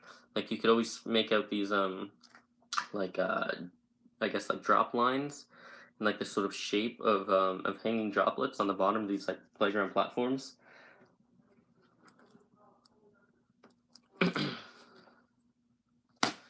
I have not been doing this very quickly. I'm sorry, guys.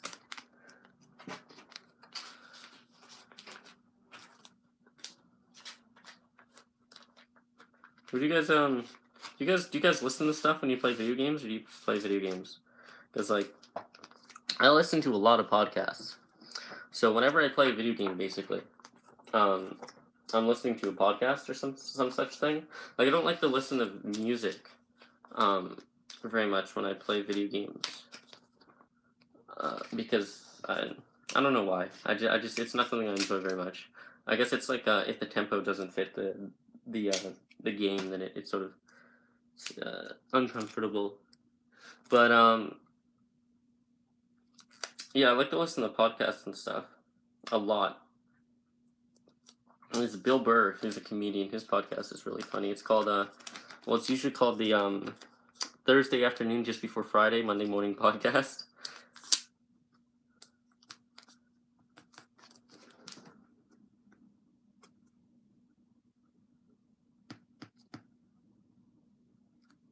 Yeah, yeah, that's another problem. Like if you're playing with other friends and stuff, or your other friends, you're playing with your friends and stuff. It's you can't well listen to music and play with them at the same time. Obviously, that would cause communication problems.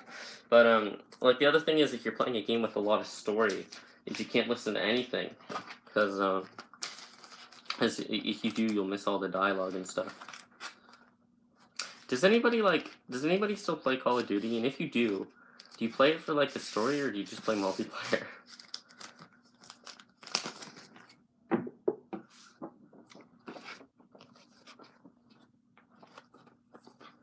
There's sort of pink blood. Suggested for mature readers. Yeah, so there's no Comics Code Authority on this one. So I don't know why they use pink blood. I guess maybe because like it's still on a shelf. So like anything inside the book is fair game. But maybe when it's on the shelf you're not supposed to have like pure red blood. I don't know.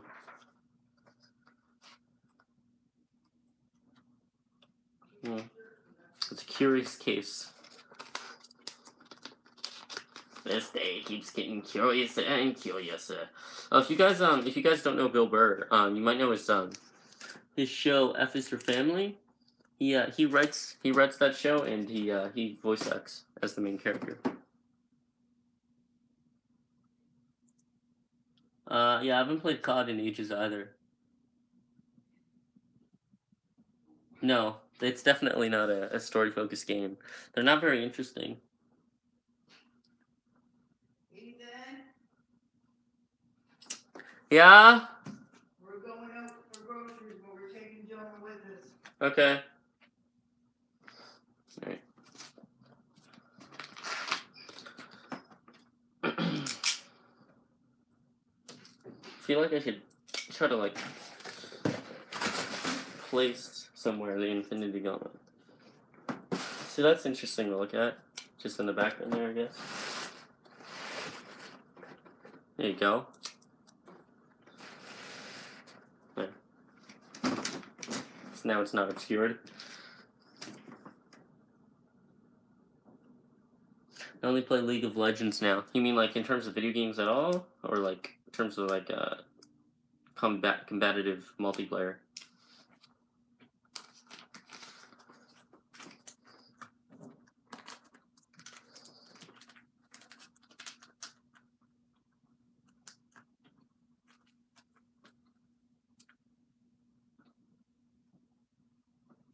Yeah. Yeah, video games, I think like the problem is with like modern video games is they're a big time sink. And the reason is because like leveling up and stuff like that. Whereas like, you know, with like Nintendo and stuff, you could just pop in like you know, your Super Mario cartridge and then turn on the console. I mean, of course, you have to take up 40 minutes of your day to actually get the cartridge to read with the with the console. But yeah, after that, you just play the game, and if you're lucky, it has a save function. But yeah, I've got to get my.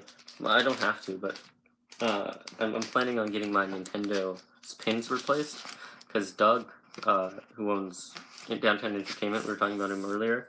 He does it for like $20, which is super cheap. So yeah, I'm tired of like fiddling around for 48 minutes or whatever with that looks kind of like Quicksilver with my games. I'd rather just like be able to put them in and play them. But yeah, I can't do that until I get my pins replaced. Not easily, anyway.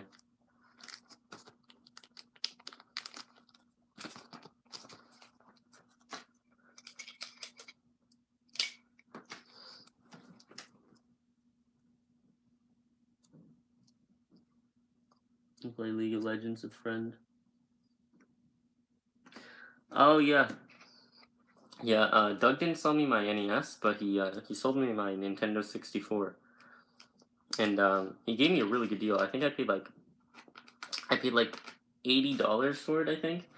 And he gave me with it the expansion, which I think is $15 on its own, and he gave me Donkey Kong 64, and I think this is like a $25 to $30 game. So yeah, I definitely I did pretty well there, and I mean the console's in great shape. There's nothing on it. It's completely like clean.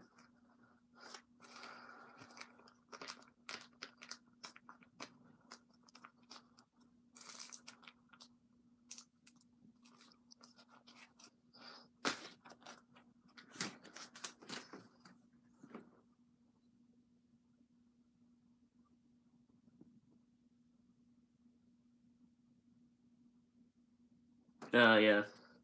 Yeah, sometimes sometimes the N64s just don't read the cartridges. Same problem as the NES and Super Nintendo. The thing is, it's not as bad with the Do you guys know the problem with like the NES reading system? It's notoriously bad, and the reason is partly because when you put the cartridge in, like you slide it into the slot and then you push it down.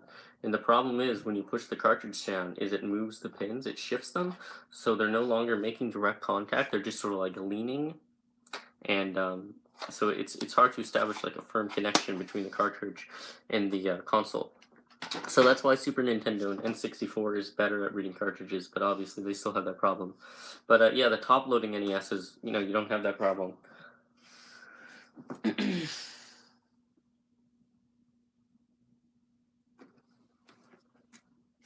What is your N64 messed up for any reason, or is it just age? Age. Sorry, I don't know how loud I said that. My voice went kind of dead for a sec. I actually probably shouldn't be talking for over an hour because of the fact that I guess for over an hour. Yeah, it's more than over an hour. Well, I mean, you can't have more than over an hour, but you know what I mean.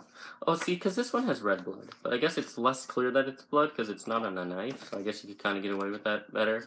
But, what was I saying? Oh, yeah, my throat's a bit messed up lately. I don't know what that's from. Guessing it's age. It was given to us by a neighbor, and nephew moved out. Yeah. Could be damaged, but I don't know. Yeah. Yeah, I mean, I guess it's hard to tell with things like that. If you take it in the Doug, though, he'd fix it up for you. Yeah. He fixes consoles for pretty cheap, from what I understand. I mean, if it's like $20 to get pins replaced on a Nintendo, I can't imagine that's much easier than. Well, I guess it's not like it's just a matter of soldering. But yeah, he'd probably be able to fix your console for you, and if he wasn't, he doesn't charge if you can't fix it. So. Yeah, if you're interested in, if you're interested enough in the game system and in playing it, I would recommend just bringing it to him. I mean, obviously, it's a bit of distance where you live, but you could maybe just drop it off and pick it up whenever you're in town.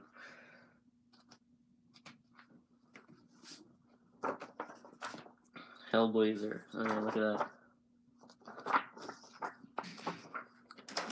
Question.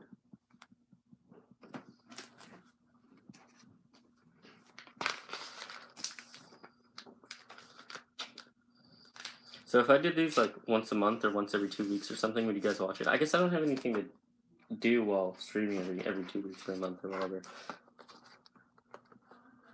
But yeah, I guess like when I move and I'm like organizing my bookshelf because I have a lot of books as well.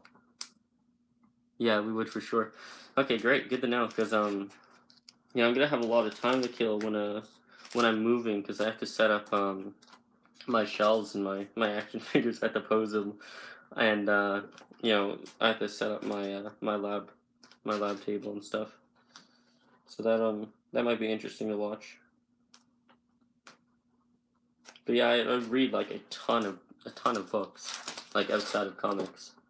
So So I've got like I got a pretty big collection of novels and stuff, or of like scientific pieces. I read a lot of science, like physics mostly, but you know, like biology and stuff too. I've got Origin of Species by Charles Darwin. It's a classic. Got another Darwin book, but it's in Halifax, so I don't have access to it right now. It's from the Oxford Classic series. So it's like this nice sort of leathery hardcover, which is cool. I got it for like $2.75, I think. I've also got a biography on Madame Curie, who was a great scientist, the first woman to win a Nobel Prize, and the only human to date to win a Nobel Prize in more than one scientific field. So that's interesting. That's in Halifax as well, though. Where are you moving? Not far. Probably like a neighborhood or two over. Ugh. So like near the university, basically.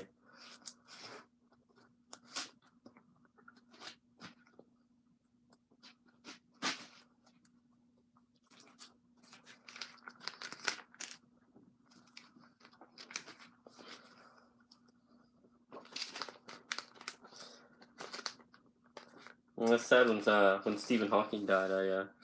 I wrote him an obituary, I guess you could say.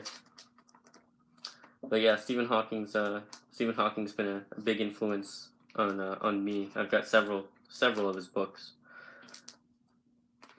But yeah, it was sad to hear that he had gone. And you know, it's interesting. It said he had gone peacefully in his sleep, but I was thinking like I kind of doubt that. Like, obviously, I want to believe that he went peacefully, but that's kind of hard to believe. You know, if you're looking at it realistically, he had ALS. It's a degenerative disorder, and at 22, when he was told he had ALS, he was told he had 2 years to live because like he would shut down and suffocate essentially. So and that's how you typically die with ALS, is your organs stop working and you just, you know, cease to be able to function in terms of like breathing or anything like that, and you suffocate. So I don't think he just died. Like, I don't think he ran out of DNA or anything like that. He was, 70, he's 72, 70, 70, 74. But yeah, he's like, he wasn't like particularly old. Like, he wouldn't have died of, I don't think, old age. So I think he would have unfortunately, I think he would have he would have just stopped breathing, and he probably, well, because he's unable to move or like talk, so it's not like he could tell anybody, you know, that he's suffocating. So that's probably what happened, unfortunately. It's a sad thought, though. The greatest, one of the greatest minds of our time.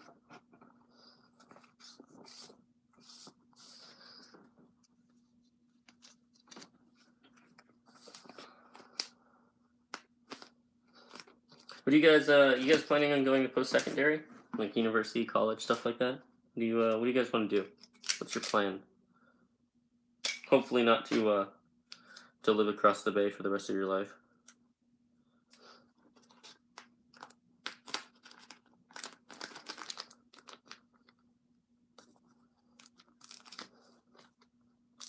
Unless that's, you know, something you want to do.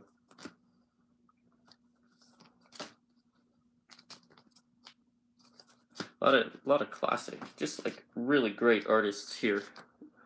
That's one thing I feel goes kind of underappreciated in comics. It's just like the level of detail in the artwork. Like you read a comic in like, you know, 10 minutes or so, like a single issue, and I feel like, you know, that's not always enough time to appreciate the artwork. So I often just sort of stop reading and just stare at the art for a bit if I find something really good.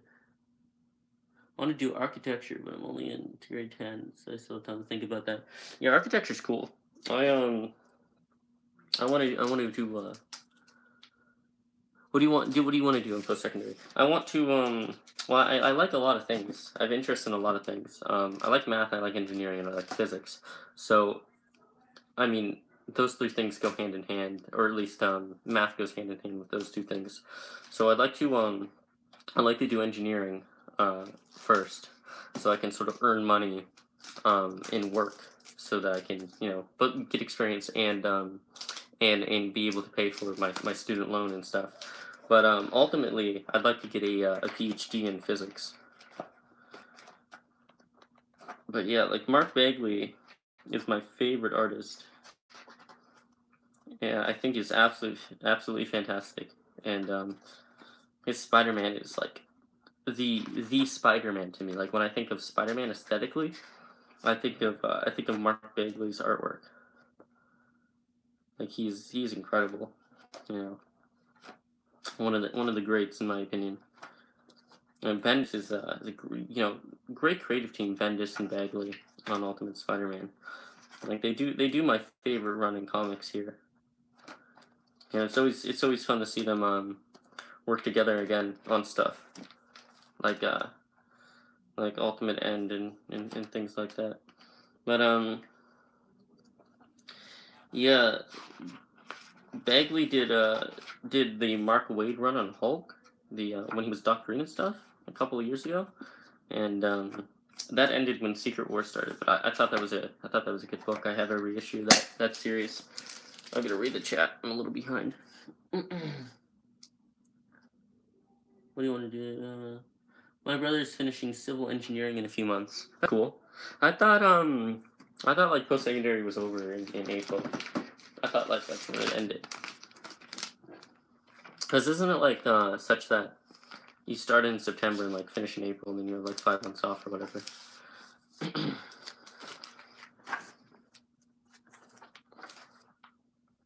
Oh man, that's cool. This is like, what year did this come out? 88. Yeah, so this is like an original ad for The Killing Joke.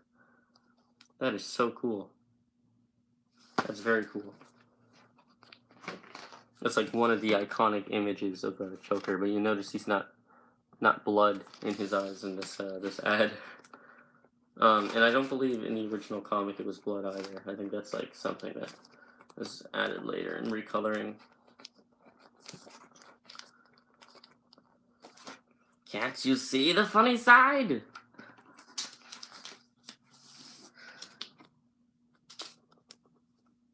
You should be finished soon, actually. Yeah. So like at the end of the month or something, maybe? Yeah, Avengers 3 comes out. Highly anticipated Avengers 3 comes out on the 27th. Yeah, I've been waiting, like in essence, we've been waiting for this since 2012, when they teased Thanos at the end of the first Avengers movie, and people who got that reference would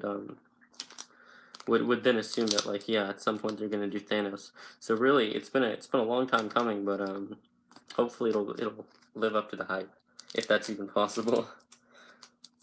I'm so glad to have Spider-Man in the MCU.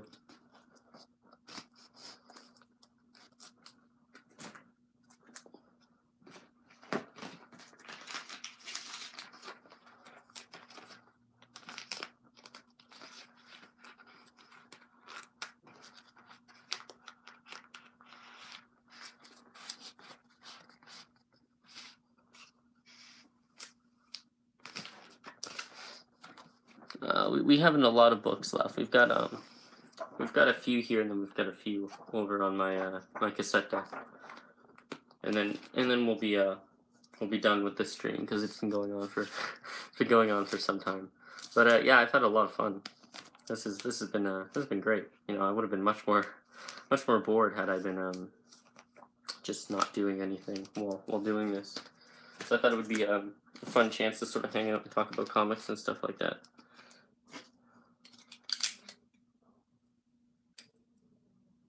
It's interesting that I've had a lot of people. There's only 3 people watching right now, but throughout the stream, there's been a lot of people popping in and out, which is interesting because like usually, if I get a video that gets like a few views, it doesn't get a few views to like the day after.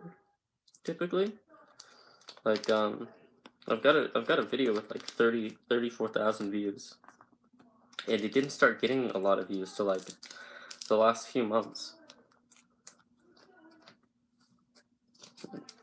Green Arrow. But neck's a bit sore. But yeah. What was I saying? Oh, hold on. A lot of keep on my lap here, so I'm gonna put them over again. Over here. Okay.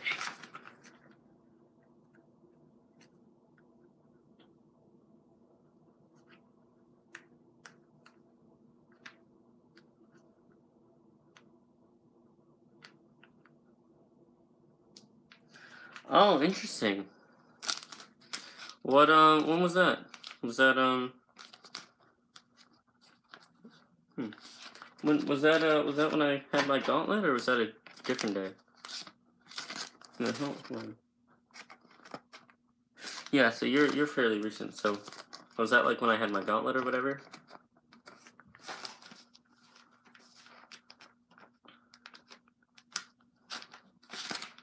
Just to be clear for those people who don't know what I'm talking about, I don't just like walk around town with my Infinity Gauntlet. Like I just bought it from Walmart, and that's why I just bought it. So it wasn't like a weird. Dennis O'Neil did these books. I forgot his name. It wasn't like a weird situation where I brought it around with me. March 13th. It was at Tim's on Murphy, so yeah, yeah. Yeah, that's cool. I'm glad the word is sort of out there. It's good. You know, if you know anybody who likes comics, feel free to direct them to me. I could always use the numbers, because actually, you know, I guess like March and April are like slow months anyway. Usually, like my numbers have been down quite a bit. I was getting like 20,000 watch minutes last month and the month before, but I think it's down to like 14,000 this month, or last month. So yeah, I was doing I was like thousands and thousands and like tens of thousands of minutes of me being watched a month, which I think that's mind blowing to me. Like I know that's not a lot for like a YouTuber, but like I'm just some kid in his bedroom making videos, you know, ranting about comic books. So like the idea that like tens of thousands of minutes of me have been watched within 28 days, that's pretty that's pretty incredible to me.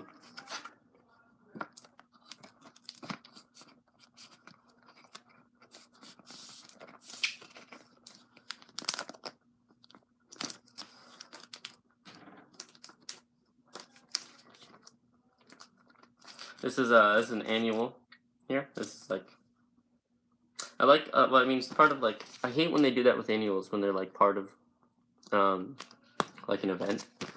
Because I prefer the thing I really like about annuals is I go to my way to pick them up in. One reason is because they're like extra long. They're usually like 48 pages or something like that. It doesn't say here. They're usually about 48 pages, and they tell like a standalone story. You don't have to have been reading the book to sort of understand it. Like it does loosely tie in and inform the series at large, but if you're not reading the series, you can just jump in and read. I think that's terrific.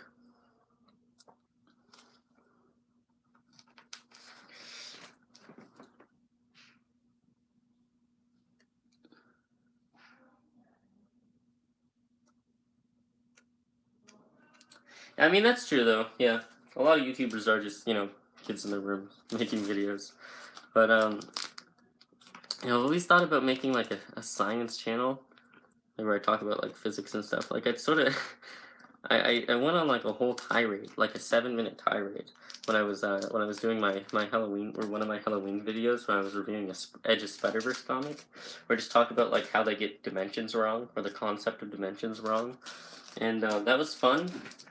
But I don't think it would be taken seriously as a science channel, because I'm like 18, and I don't have any sort of qualifications. Also, like I don't know anybody who would watch that. I get a lot of viewers from like 30% of my audience is female, surprisingly. Like I looked at that the other day. Now we're into like more miscellaneous stuff. So like Secret Empire 2.0. But yeah, like 30% of my audience is female, which is interesting because I thought like I personally would appeal to, given that like I sort of rag on feminism a lot, that I feel like to a predominantly male audience, and I guess that's true because 70% is a predominant number, but 30% is more than I would have guessed. I think at one point, like a year ago or something, for like a month, it was like 40 something percent of my audience was female. It was interesting. A lot of my audience comes from like out of country as well. Like a lot of my audience is not Canadian. A lot of my audience is from like we typically my largest country is the U.S. But I've been getting a lot of viewers from like from like the UK and Brazil and stuff, which is really cool. Like France and you know, countries like that, which is interesting because I don't speak French. Well, I guess I can you know, introduce myself and function in French, but I wouldn't say I speak French. So this is kind of a cool book. This is like it's called Secret Files and Origins. It's like just like information and like an origin story for you know, random characters. This one's like Catwoman, which is cool.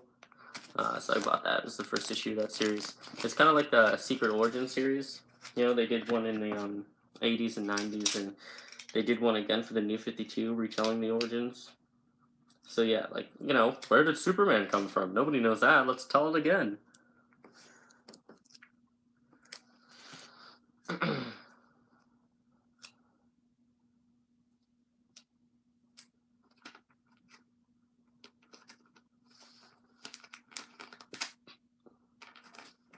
There you go. It's more middling. Oh man. Yeah, I thought this stack looked big when without bags and boards.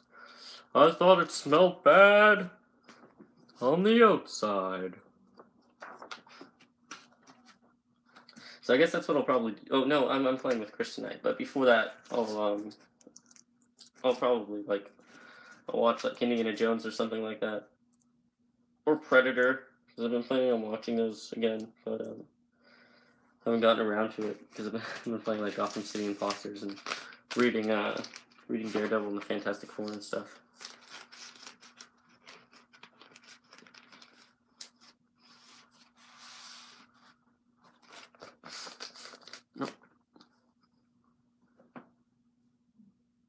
Hey, Breakmaster, how you doing? Glad to see you've returned to us.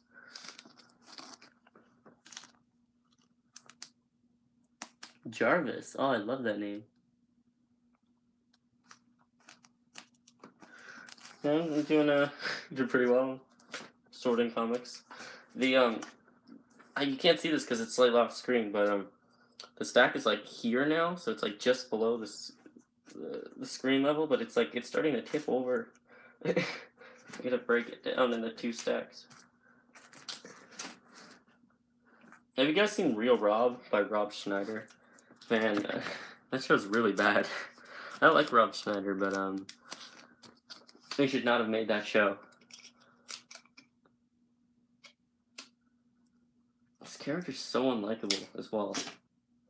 It's called Real Rob, so one would be led to believe that it's like predominantly based off his day-to-day life. But like, I don't think it is, because it's, you know, I'm sure like it is loosely based off his day-to-day life, but like I don't think it would be like that sort of guy to let, you know, himself be stalked by like random people and stuff. Because so like there's this weird like pedophile looking stalker character that follows him around all day, and he sort of uses him to get stuff done. I don't think Rob Snyder would do that. I think Rob Snyder would just hire somebody. But also he's like a major dick, and it's really hard to like the character. And like, you know, even his wife, she's fun in the show, I guess. She's annoying too, because she's just like a dick to him. So everybody's a dick in that show. Nobody's like a good person. I guess it's just like real life.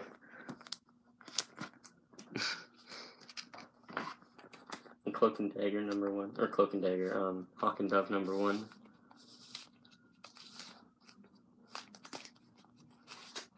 I don't think like they were going to be in the Teen Titans TV show, and like when they were talking about it, like 2012 or 13, or like maybe it was 14. But yeah, like a few years ago they were saying that how they were going to be in the Teen Titans show when it finally happens.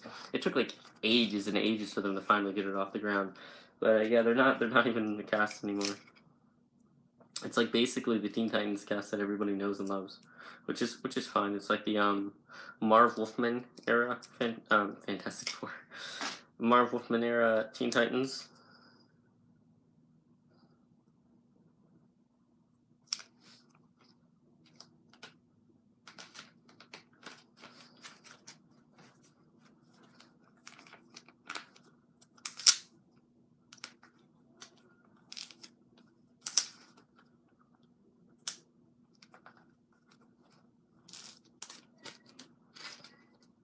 Okay. There we go. Had a bit of air in it. That's the worst. I guess it's like it'd be useful to make airbags out of, but it's kind of it's. I'm just ranting now aimlessly, but I hate when I don't have a surface to flatten comics out on properly when I bag them, because otherwise you get like pockets of air in it and you might not notice until like ages later, and you just put them in the box, and it pushes stuff around and shifts the weight. And the problem with things being pushed around and weight being shifted in a comic box is that when you do that, the spines are more susceptible to it bending, or rolling rather. So like in like a new reprint comic like that, you don't have rolling in the spine, but in like an old comic, you might have like a spot where you can't quite read the date on the side. Well, these ones are in quite good condition, but anyway, so the spine will start to like roll back to the back of the book, and that's because when you put them in the comic box, if the weight isn't equally distributed, sometimes it'll cause that sort of warpage.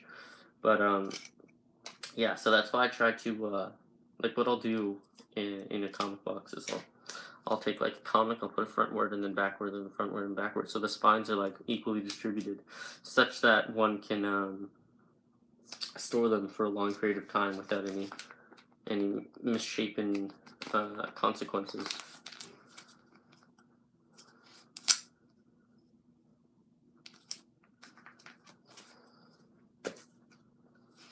Alright, so this is the last comic in this pile, and we've got like a few over there, and then we're all done with those.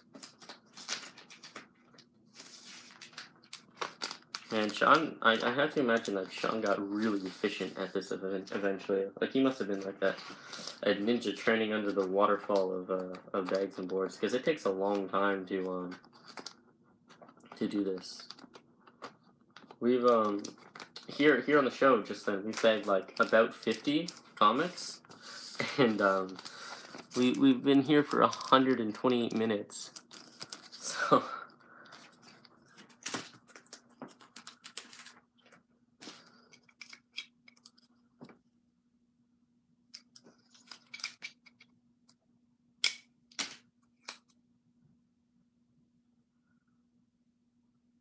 Jarvis is a great name, and not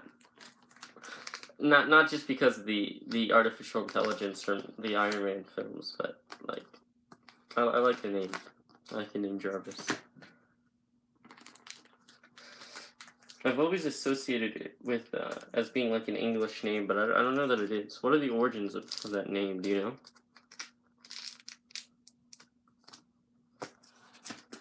All right, so we're done with that stack.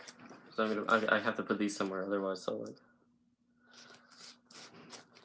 they'll just tumble around.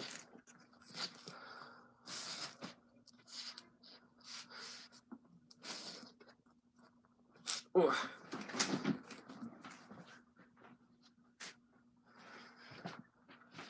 I mean, guess I'll put them here. So I file them away. Alright. Fear not.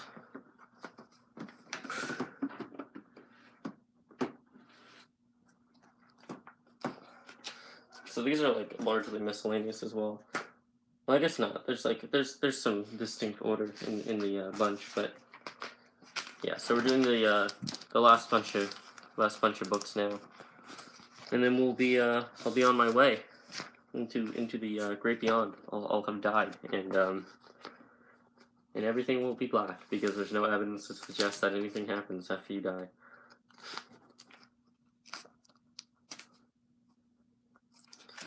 Superman, Man of Steel, number 22, the first appearance of John Henry Irons, who would later become Steel, and would be played by Shaquille O'Neal in the 1997, I want to say, movie Steel. But yeah, it's a character that almost nobody cares about, but I quite like. This is actually my second copy of this book because I took the poster out of the first one because I wanted it. But I wanted one like intact as well, so I just bought. I mean, it was like $1.15, so just no big loss there. So next we have 4 X-Men books: X-Men Wolverine, or X-Men and Wolverine and the X-Men Regenesis 1, 2, and 3, and then Uncanny X-Men Regenesis number 1, led by Scott Summers.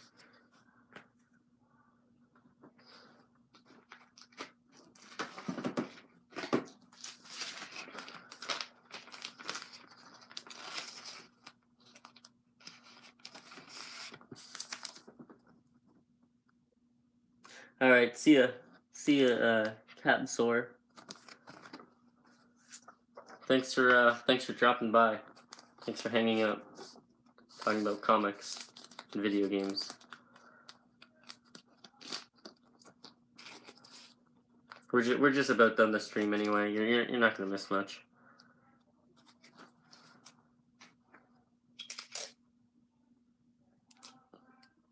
What time is it?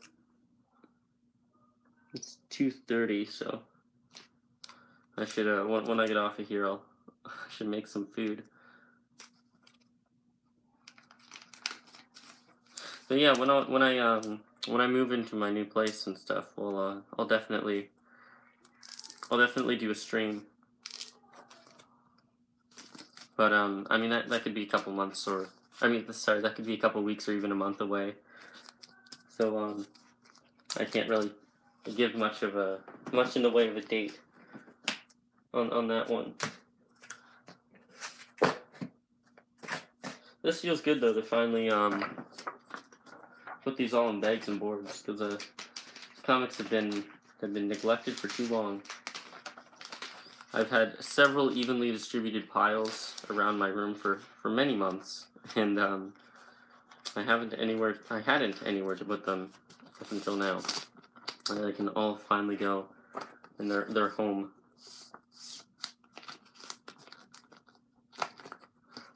I'm always careful to put them face down when I store them outside of the comic boxes, because sun bleaching is a real problem with comic books, especially older comic books printed on pulp paper.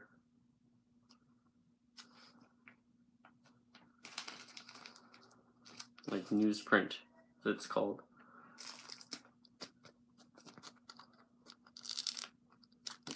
This is fun. This is fun art. I like that.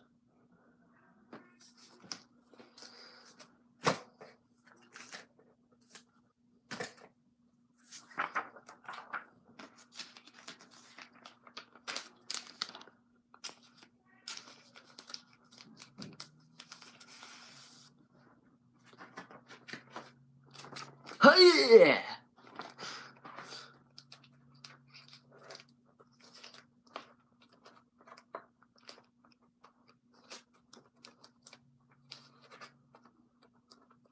I guess I've sort of like run out of things to discuss here.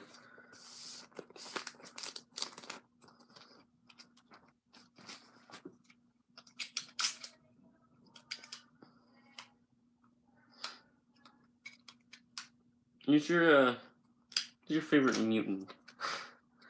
If anybody's interested in X-Men, or I guess Marvel Universe in general, who's your favorite mutant? I guess like the stereotypical answers like Wolverine, but like I always like when I hear something obscure like Namor. Like most people don't know that Namor is like considered to be a mutant and stuff. But yeah, Namor the Submariner is a mutant.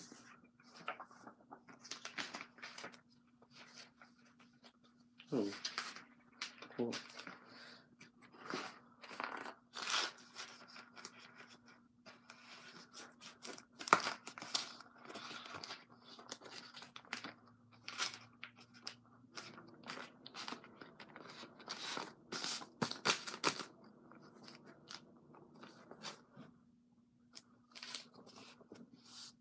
I remember these ads. These were fun. In 2011 and stuff, these were on the back of like every comic book ever. Like these Got Milk ads. I especially love the Green Lantern one where it's Ryan Reynolds and he's like suspending a glass of milk with his lantern ring and he's got like a milk mustache. That's terrific. If I every time I see that ad, I get a little bit excited.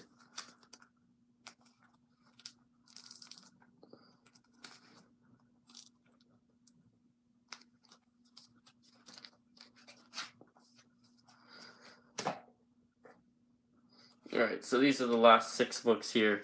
These are so these were $1 each at like a thrift store, and these are the Adventures of Supergirl, based off the CW series.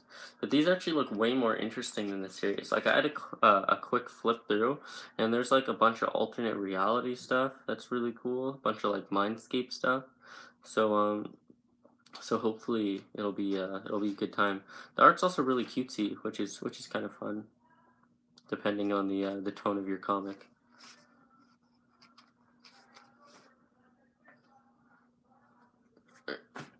Oh, that's interesting. There's an ad for Batman vs Superman on the back of this one for the Blu-ray. You know what always messes me up? Like I see ads and stuff for like I read a Flash comic, and almost every time I read a Flash comic that was made within the last like 4 years, there's an ad in there for the Flash TV show. If I'm reading the Flash comic book, one can safely assume, I would imagine at least, that whoever is reading the Flash comic, whoever's gone out of their way to spend their money on a Flash comic book, a modern Flash comic, in stores, they probably know of the show at least. Like they probably watch it, but like I can almost guarantee they know about it. So you're just wasting ad space. You could sell that off to like Hubba Bubba or something and make more money per issue. But instead, you're making these ads that just don't make any sense for the context there. And it's not like I see the Flash ad in every modern DC book. It's like predominantly these Flash comics. And I guess like the logic is that they assume that they're appealing to the right audience because like, oh yeah, if they're interested in the Flash book, they'll be interested in the Flash show. Let's advertise them. But like it's a well-known show. I'm pretty sure if they read the comics, they're familiar with the program. You know what I mean? Just I would suggest that I would suggest the inverse conclusion, or I guess not the direct inverse conclusion, but the inverse conclusion in that they're wasting their ad space. Oh, that's cool. Hanna-Barbera cartoons.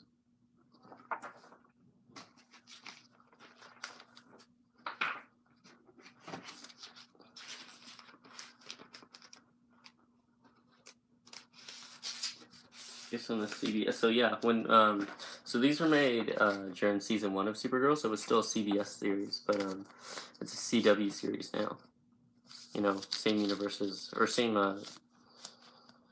guys who same fellows who run the Flash, Arrow, Legends of Tomorrow, did Constantine when that was running, all that stuff. I wish Constantine was still on. I'd watch that. He's on Legends now.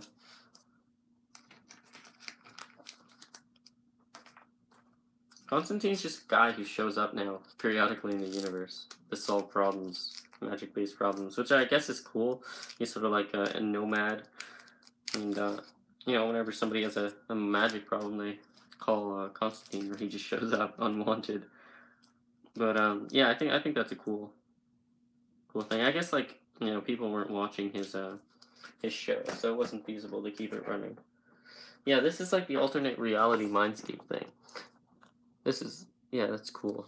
You know, I'll be interested to read that issue, certainly.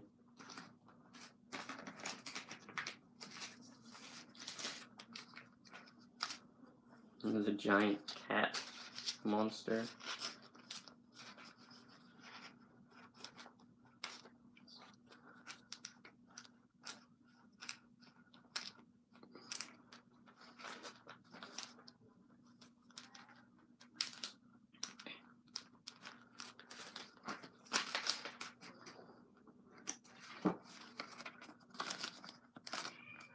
Now we sit in silence. I mean, we've got 3 issues left to bag, and then we're done. So might as well just sit it out at this point, I guess.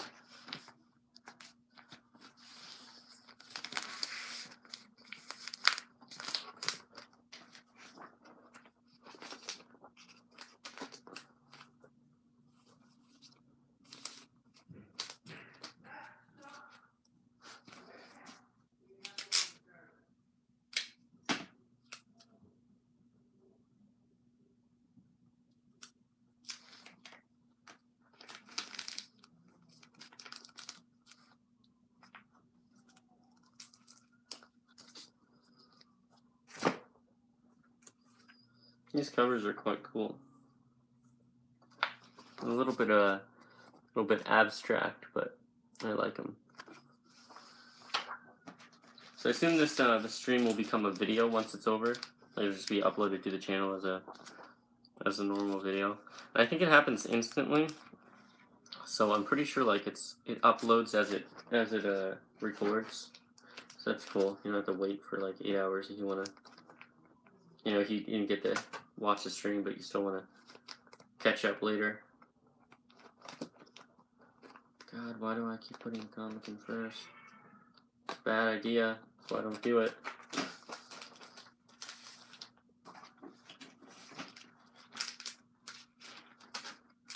Assemble the containment unit, and then slide in the comic.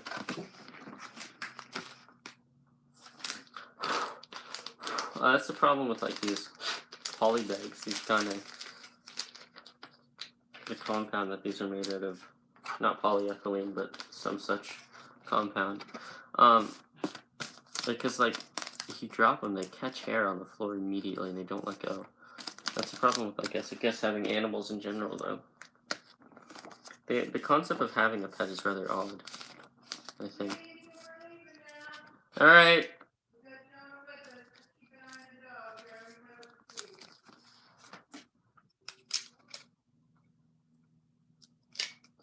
That's another thing I didn't like about Supergirl. It's like, why is her laser vision blue? That's lame. That's stupid. I don't want blue laser vision. What are you talking about? Give me red. That's the color. I forgot what colors were. Give me red laser vision. Why? That's such like it's such a stupid thing to change. Like, it doesn't make any sense. Like, somebody just decided to change it for no real reason. That came up in a pitch meeting. It would have had to. Somebody suggested, somebody pitched the idea that the laser eyes are blue. So I guess that means like they're more concentrated energy, but like her eyes get like red, like around the edges, which is like heat.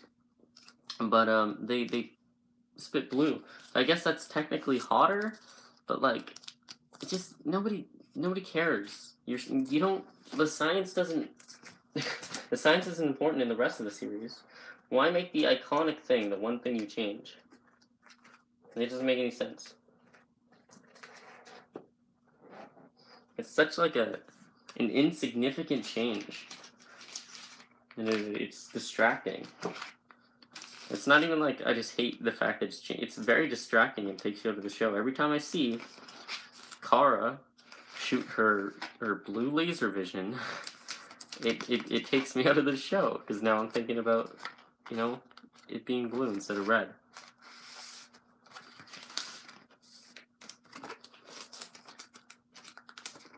Alright, 5.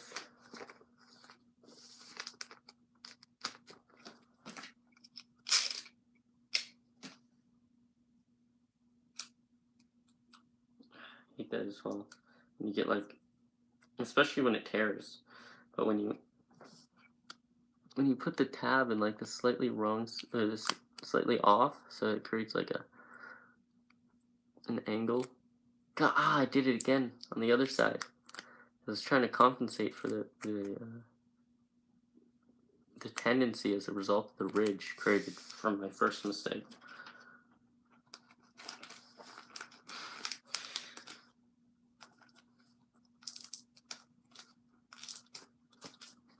Alright, last one. Supergirl number 6. It's the end of the series. End of the mini-series, I'm pretty sure. Yeah, that's the end of the series. So yeah, Supergirl number 6. The end of a series and the end of the stream. It's fitting. Alright, so on that note, I'll talk to you guys later. I had a lot of fun, you know, a lot of good interaction between myself and you guys. Good. I always love that. That's one of my favorite things about my audience, is like the back and forth, you know. Well, it used to happen more, but when I was making opinionated videos, I always get like great feedback and great, like, you know, opinions and arguments in the comments, and like, you can disagree with me and that's fine, and you can dislike the video and that's fine. I just like to know why. You know, that's the important thing. It's not the fact that you disagree. That's completely okay with me. It makes no difference. I just like you know, I like hearing your reasoning for it. But typically, I guess, because, you know, my audience is my audience, they you know, they tend to agree pretty firmly with all the stuff I say. I get a lot of praise for just sort of speaking saying how it is. So yeah, that's the end of the stream. I hope you enjoyed that. I certainly did. Had a good time. Had a good, wholesome, family, fun time. I'm gonna go eat because I'm starving. That concludes the stream. I'll talk to you guys later. Bye. I just want to make sure it ends without